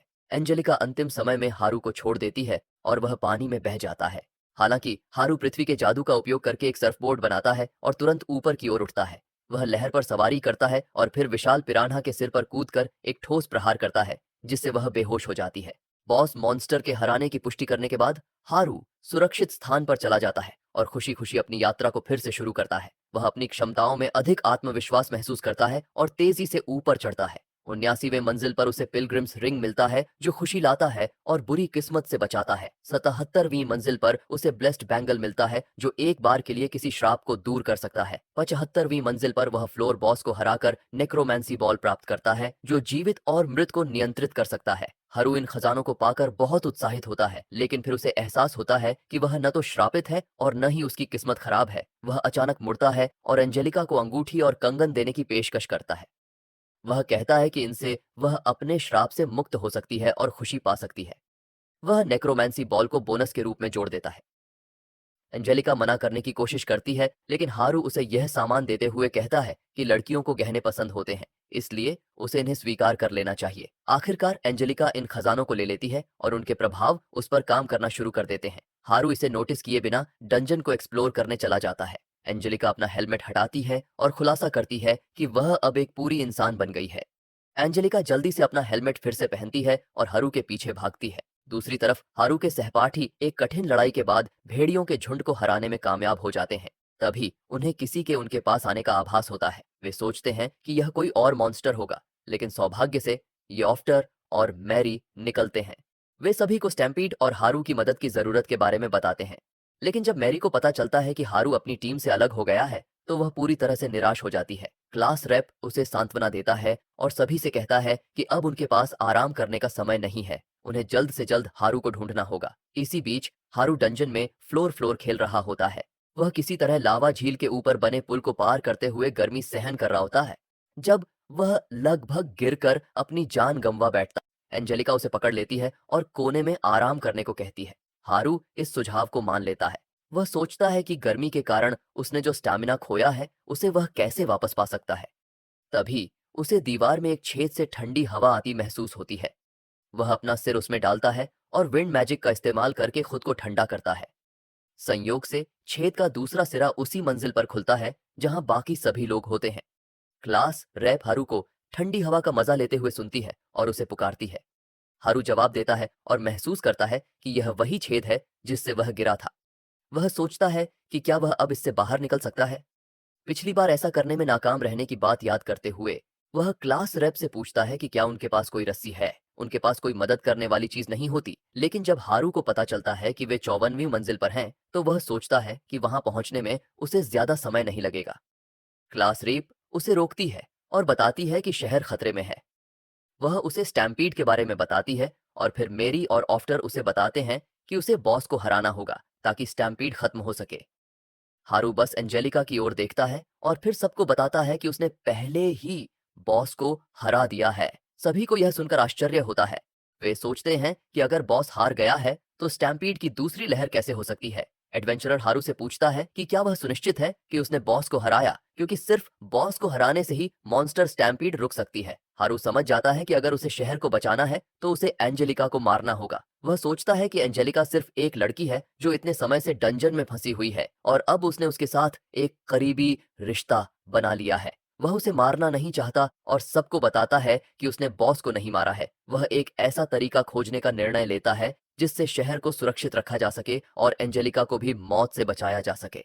वह एंजेलिका से कहता है कि उसे उसकी मदद की जरूरत है। फिर वह अपने सहपाठियों से घोषणा करता है कि वह खुद स्टैम्पीड को रोक देगा। सभी चौंक जाते हैं क्योंकि स्टैम्पीड को रोकने का और कोई तरीका नहीं है सिवाय बॉस को हराने के। लेकिन क्लास रेप कहती है कि उसे हारू पर भरोसा है। वह बताती है कि हारू भले ही एक अजीब अकेला व्यक्ति हो जो सबको चिंता में डाल देता है, लेकिन जब जरूरत होती है तो वह हर बार अपना काम कर दिखाता है। वह सभी को याद दिलाती है कि हारू ने उन्हें समय समय पर कैसे बचाया है और यही कारण है कि उसे उस पर विश्वास है। उसकी बातों से हारू को नया आत्मविश्वास मिलता है और वह कसम खाता है कि वह शहर और एंजेलिका दोनों को बचाएगा। इस प्रेरणा के साथ हारू और एंजेलिका डंजन को तेजी से पार करना शुरू कर देते हैं और जल्द ही 73वीं मंजिल पर पहुंच जाते हैं। वहां उन्हें कुछ लिजर्डमैन मिलते हैं। हारू को पता होता है कि वे ठंड के प्रति कमजोर हैं, इसीलिए वह उन्हें बर्फ के जादू से जल्दी जमा देता है और फिर एंजेलिका उन्हें कुचल देती है। अगली मंजिल पर वे बिच्छुओं से सामना करते हैं। हारू धुएं का उपयोग करके उन्हें खत्म कर देता है। उसके बाद वे एक दो मुंहे कुत्ते का सामना करते हैं जो ताकतवर और तेज होता है। हारू उसकी नाक पर अपनी बोतलबंद गैस फेंक देता है जिससे उसकी संवेदनशील सूंघने की क्षमता पूरी तरह से प्रभावित हो जाती है। दो मुंहे कुत्ता अब लड़ाई पर ध्यान केंद्रित नहीं कर पाता और एंजेलिका आसानी से उसे दो भागों में काट देती है। इसके बाद हारू मॉन्स्टर्स से मिले ड्रॉप आइटम्स को सॉर्ट करने का फैसला करता है।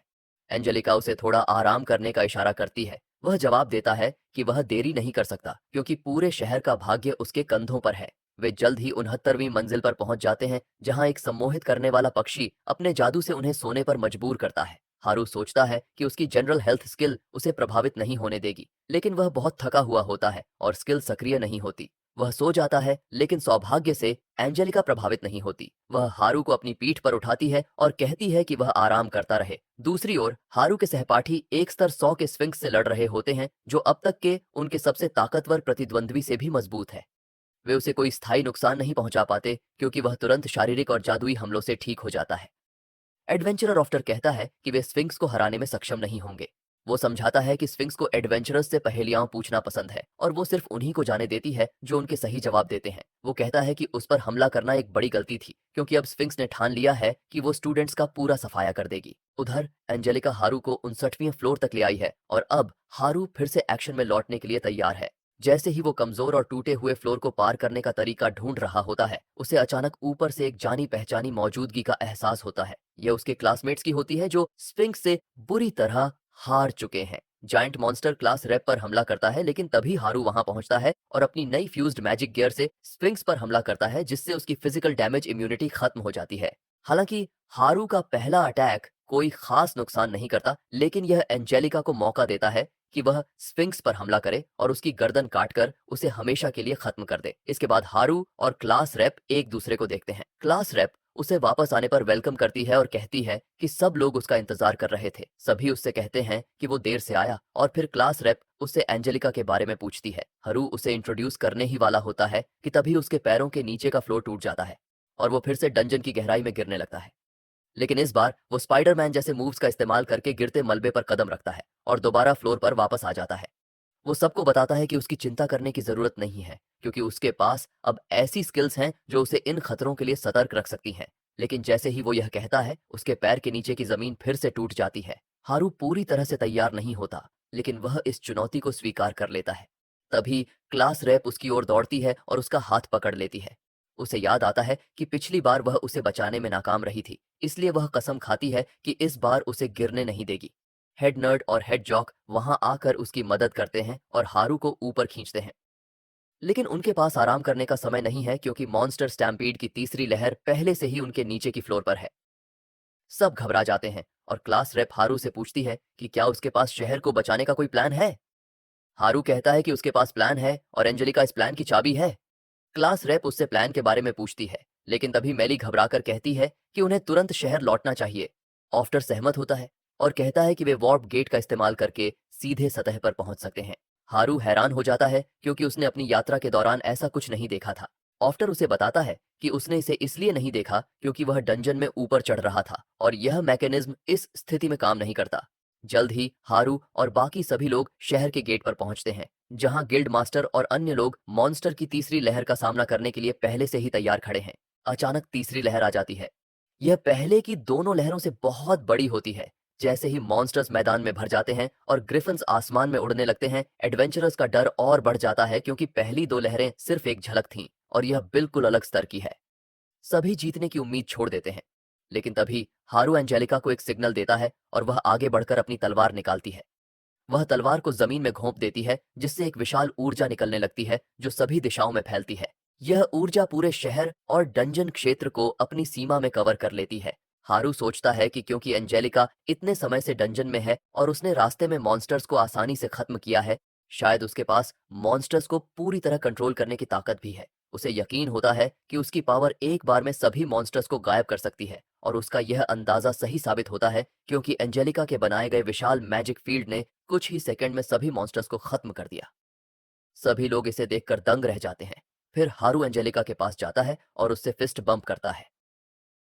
वह राहत की सांस लेते हुए कहता है कि उसका प्लान सच में काम कर गया। उसके क्लासमेट्स अब और भी ज्यादा कंफ्यूज हो जाते हैं। वे उससे पूछते हैं कि क्या यह उसकी पावर थी। हारू अपने क्लासमेट्स को बताता है कि यह चमत्कार उसने नहीं बल्कि एंजेलिका ने किया है और एंजेलिका शर्माने लगती है। हेड नर्ड अकेला ऐसा शख्स होता है जिसे समझ आता है कि एंजेलिका असल में डंजन एम्परर है और बाकी सभी यह सुनकर घबरा जाते हैं। हारू उन्हें समझाता है कि डरने की कोई जरूरत नहीं है क्योंकि एंजेलिका पूरी तरह से उनकी साइड में है और उसने डंजन में कई बार उसकी जान बचाई है। एडवेंचरर्स हारू की बात पर भरोसा करते हैं और मान लेते हैं कि एंजेलिका उनके लिए खतरा नहीं है। लेकिन हेड नर्ड के पास अभी भी कुछ सवाल हैं। वह हारू से पूछता है कि क्या यह सच है कि एंजेलिका ही डंजन की सबसे बड़ी बॉस है जिसकी ताकत बॉस मॉन्स्टर्स से भी ज्यादा है। हारू इसे स्वीकार करता है और कहता है कि एंजेलिका वाकई डंजन की सबसे ताकतवर है। वह यह भी बताता है कि कई चीजें हुई जिनकी वजह से उसका लेवल रिसेट हो गया, लेकिन वह अभी भी डंजन के ज्यादातर मॉन्स्टर्स से ज्यादा ताकतवर है।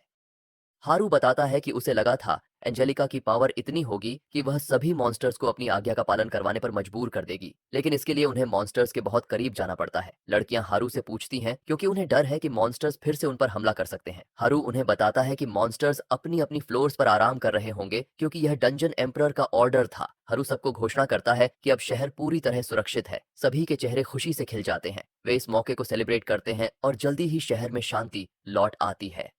अगले दिन हारू तय करता है कि वह डंजन से लाए गए सभी आइटम्स के साथ एक इवेंट आयोजित करेगा। जल्द ही क्लास रेप और बाकी सभी वहां पहुंचते हैं जैसा कि हारू ने उनसे कहा था। वे मॉन्स्टर्स से मिली रेयर वेपन्स और आर्मर का कलेक्शन देखकर दंग रह जाते हैं। हारू शान से घोषणा करता है कि यहाँ सब कुछ स्पेशल ब्लैक फ्राइडे सेल में है। ये सुनते ही सभी गियर्स खरीदने के लिए टूट पड़ते हैं और सेल शब्द सुनते ही लड़कियों को ऐसी सुपर पावर मिल जाती है कि वे लड़कों को कोने में धकेल देती हैं। खैर, हारू ने कुछ आइटम्स पहले ही अलग रख दिए थे और एक सच्चे दोस्त की तरह वह लड़कों के साथ शेयर करता है। जल्द ही हर किसी को कुछ न कुछ मिल जाता है और वे अपने गियर्स को एक्सप्लोर करने में बिजी हो जाते हैं। हारू खुश होता है कि अब उनके लिए चीजें आसान होंगी, लेकिन साथ ही वह एंजेलिका के बारे में भी सोचकर थोड़ा परेशान होता है। वह सोचता है कि डंजन में इतना समय बिताने के बाद एंजेलिका की कम्युनिकेशन स्किल्स लगभग जीरो होंगी। वह यह भी सोचता है कि अब जब एंजेलिका उनके साथ रहने वाली है, तो क्या वह टीम के बाकी लोगों के साथ घुल मिल पाएगी।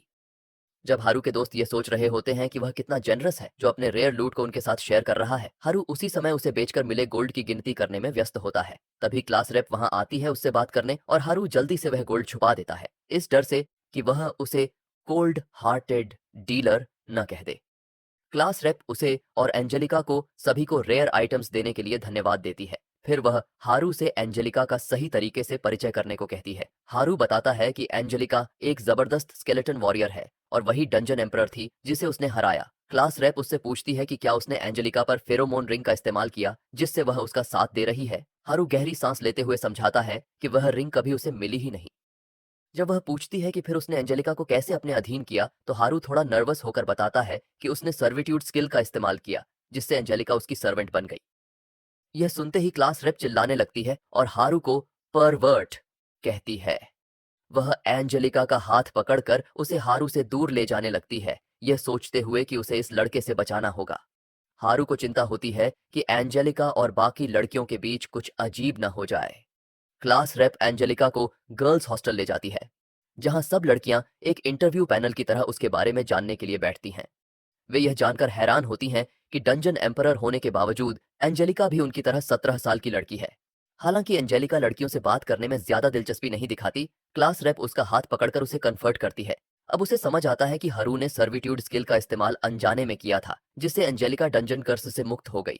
क्लास रेप एंजेलिका के लिए सहानुभूति महसूस करती है और तय करती है कि वह उसे सभी के साथ घुलने मिलने में मदद करेगी। इसके लिए वह तुरंत उसे बाकी लड़कियों के साथ बाथ हॉल ले जाती है। एंजेलिका वहां के विशाल बाथिंग पूल को देखकर दंग रह जाती है और बाकी लड़कियों के साथ उसमें उतरने के लिए उत्सुक हो जाती है। जब सभी लड़कियां अपने कपड़े उतारने लगती हैं, तो एंजेलिका को अपनी आर्मर उतारने में दिक्कत होती है। क्लास रेप उसकी मदद के लिए जाती है, ये सोचकर कि भले ही एंजेलिका स्केलेटन हो, हर लड़की को अच्छी तरह नहाने का हक है। लेकिन जब वह एंजेलिका के स्टॉकिंग्स के नीचे एक सामान्य पैर देखती है, तो वह और बाकी लड़कियां भौचक्की रह जाती हैं। वे एंजेलिका की पूरी आर्मर हटाने में उसकी मदद करती है और उनके होश उड़ जाते हैं जब वे देखती हैं कि एंजेलिका एक खूबसूरत सुनहरे बालों वाली लड़की है।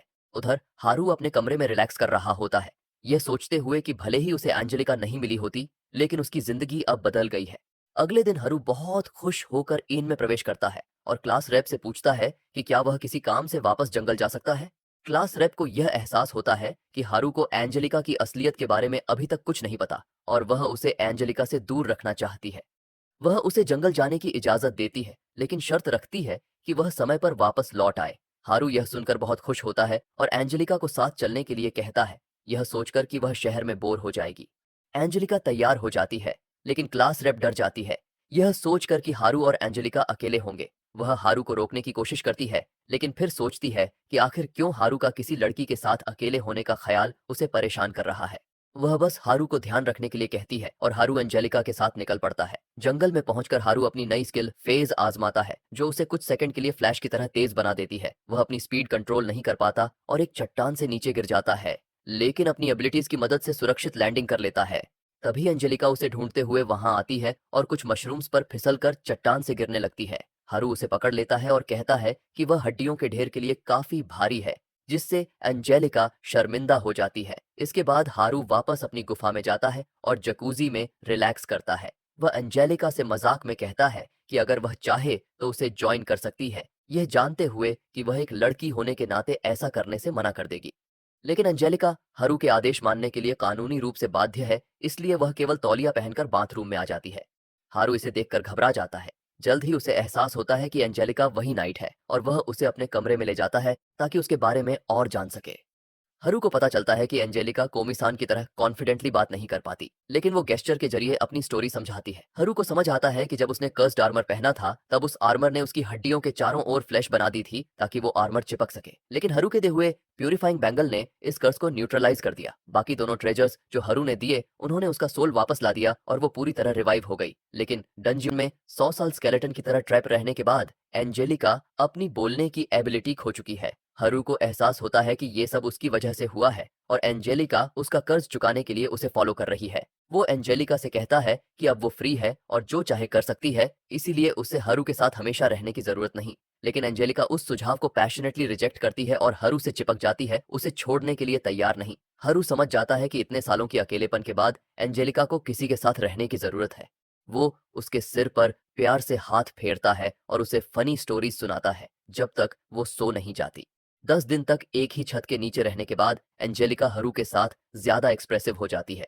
हरू उससे कहता है कि वो उसके साथ स्पार करे क्योंकि उसे अपनी नई स्किल ट्राई करनी है। एंजेलिका मान जाती है और हरू उसे पहले अटैक करने को कहता है। एंजेलिका उसकी बात मानती है, लेकिन हरू अपने फेज स्किल का इस्तेमाल करके उसके सारे अटैक्स को डॉज कर लेता है। फिर वो इस स्किल से अटैक करने की कोशिश करता है, लेकिन एंजेलिका उससे कहीं ज्यादा तेज निकलती है और उसके सिर पर एक झन्नाटेदार झटका देती है। एंजेलिका डर जाती है कि कहीं उसने हरू के 2 बचे हुए ब्रेन सेल्स को खत्म तो नहीं कर दिया, लेकिन हरू उसे रिलैक्स करता है और कहता है कि ये सिर्फ ट्रेनिंग है ताकि वो एंजेलिका से ज्यादा स्ट्रांग बन सके। ट्रेनिंग के बाद हरू मछलियां पकड़ता है और एंजेलिका से कहता है कि आज रात वो डिलीशियस हॉटपॉट बनाएगा। वो उसे मछली को सही तरीके से काटने का तरीका सिखाता है। एंजेलिका ब्लश करने लगती है क्योंकि हरू उससे बहुत करीब होता है। डिनर के दौरान एंजेलिका काफी शर्मीली नजर आती है। अचानक वो हरू का हाथ पकड़कर उसे अपने रूम में खींच ले जाती है। हरू सोचता है कि एंजेलिका उसे क्या बताना चाहती है, लेकिन वो सिर्फ उसकी पीठ पर हाथ रखती है। हरू समझ जाता है कि वो उसे एक मसाज देना चाहती है। एंजेलिका खुश होती है कि हरू उसे इतनी आसानी से समझ गया। हालांकि जब वो हरू को मसाज देती है तो गलती से उसके सभी बुरे स्पॉट्स पर जोर डाल देती है, जिससे हरू की जॉइंट्स दुखने लगती हैं। लेकिन हरू कुछ नहीं कहता क्योंकि वो एंजेलिका को बुरा महसूस नहीं कराना चाहता। उस रात हरू एंजेलिका को अपने साथ बाहर ले जाता है और दोनों तारों को निहारते हैं। वो उसके सिर पर प्यार से हाथ फेरता है और उसे शुक्रिया कहता है कि वो इतनी केयरिंग है। एंजेलिका अचानक शर्मा जाती है और हरू से दूर हो जाती है। अगले दिन दोनों शहर वापस लौटते हैं, लेकिन रास्ते में बारिश शुरू हो जाती है। हरू एंजेलिका का हाथ पकड़ता है और दोनों दौड़ते हुए शहर पहुंचते हैं।